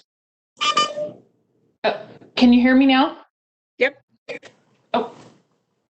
Board Member Thorpe is present. Are you an aye or nay for case number 19-1618? I'm an aye. I also can't vote for some reason though. Okay, great. I'll be sure to call you out on each one of those. And Okay. mute myself either. Okay. Sorry. You're fine. Thank you. Okay, Board Member Bolter, are you present? Okay.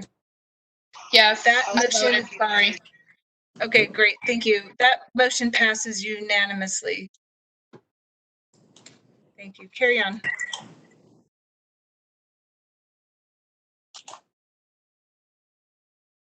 Board Member Belknap.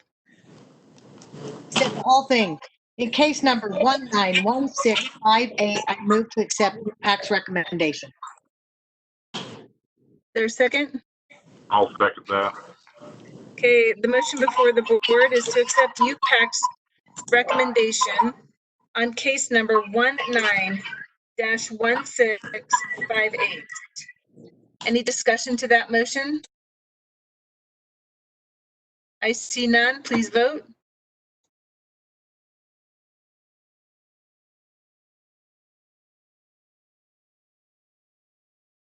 Board Member Davis, oh, thank you. That motion passes unanimously.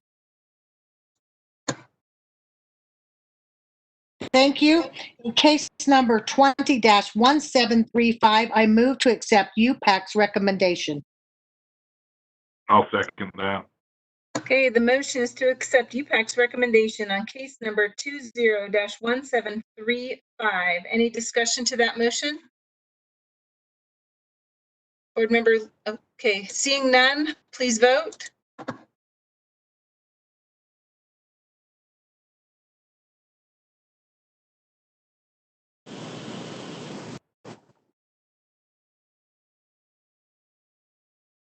Board member Thorpe, what's your vote? Aye. Okay, that motion passes unanimously. Thank you. Thank you. In case number 20EH-8, I move to adopt the remand order. I'll second that motion. Okay, the motion is to adopt the remand order for case number 20EH-8. Is there any discussion to that motion? Okay, I see none. Please vote.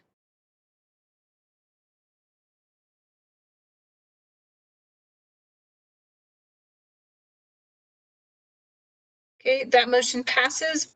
One no vote from Board Member Belknap. Okay. Thank you. I move to accept UPAC's, I move that we accept the consent calendar recommendations. I second that. Okay, the motion is to accept UPAC's consent calendar. Any discussion to that motion? Okay, I see none. Please vote.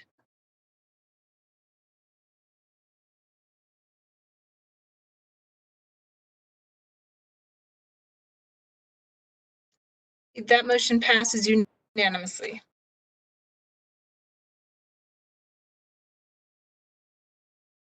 Okay. We have some appointments. I would like to make a recommendation that we appoint Karen Harrop, Felipe Montaletti, Sterling Hilton, and Sunday Goulding to the USDB Advisory Council for July 1st, 2020 through June 30th, 2022. I'll second that.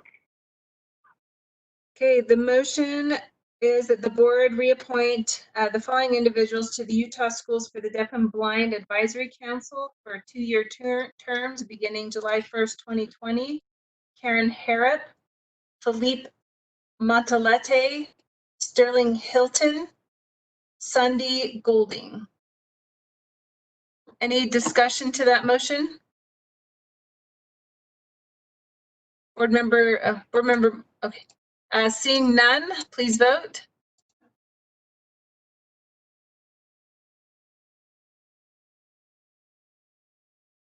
That motion passes unanimously.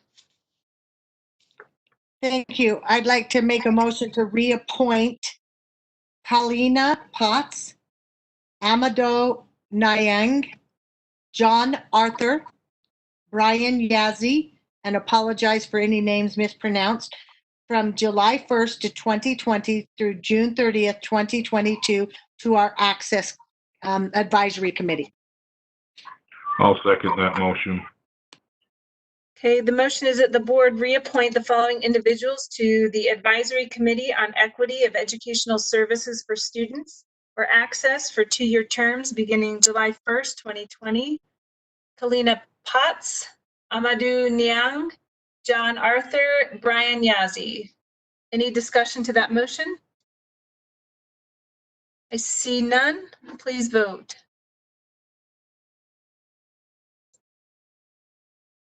Okay, that motion passes unanimously.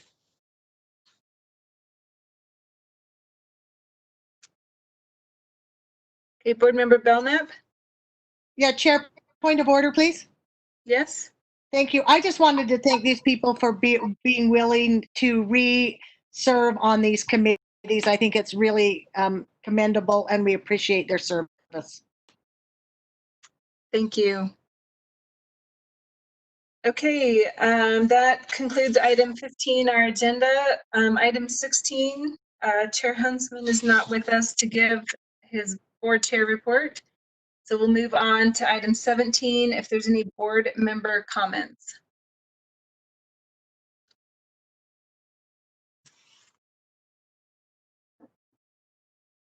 Board Member Lear?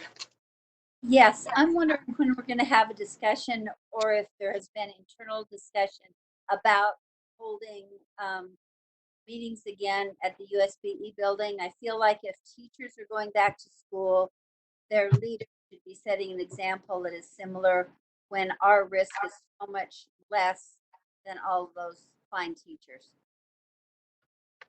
Yes, there has been discussion. Some of the delay has been construction at USBE and also Salt Lake City being at a different level, like some of the buildings being closed or the buildings being closed downtown, state offices. And so the discussion has been to look at starting with committee meetings, possibly in August. So we are looking at moving forward with that, looking at kind of the technicalities of how to make that work and allowing board members to participate either in person or through electronic means. So yes, that discussion is ongoing. Board member, does that answer your question, Board Member Lear? It does. I just wanted to add a comment. Okay. That I think I'm fine about board members who choose not to be there, but I feel like it is really important as the leadership, the state education leaders, that we do what we're asking the rank and file to do, and especially when our options are so much safer and broader than those. And I, for one board member, want to express a great desire to be leaders in the hard things like attending those meetings understanding that some people, just like some teachers, won't be able to or don't feel safe attending. But I think it's a very important show of support for all our educators. Thank you. Board Member Earl?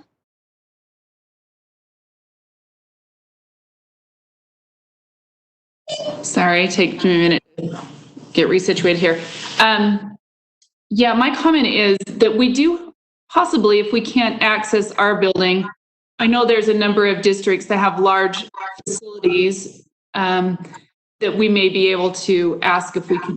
It's just a suggestion as far as social distancing and that kind of a thing, if necessary. So just some thoughts of, maybe using our having our meeting in one of those other accessible buildings by contacting one of our districts and asking for usage. Thank you. Okay, any other board member comments? Okay. I see none, and we have reached the end of our agenda. And so our meeting is adjourned. Thank you all for your time. I appreciate it. Thank you. Brittany, did you go away yet? No. Oh, I have a question on the surveys. If we just complete them, do they come back to you, or do we need to reply to the email? You don't have to reply. They automatically populate. All right, thanks. Thank you.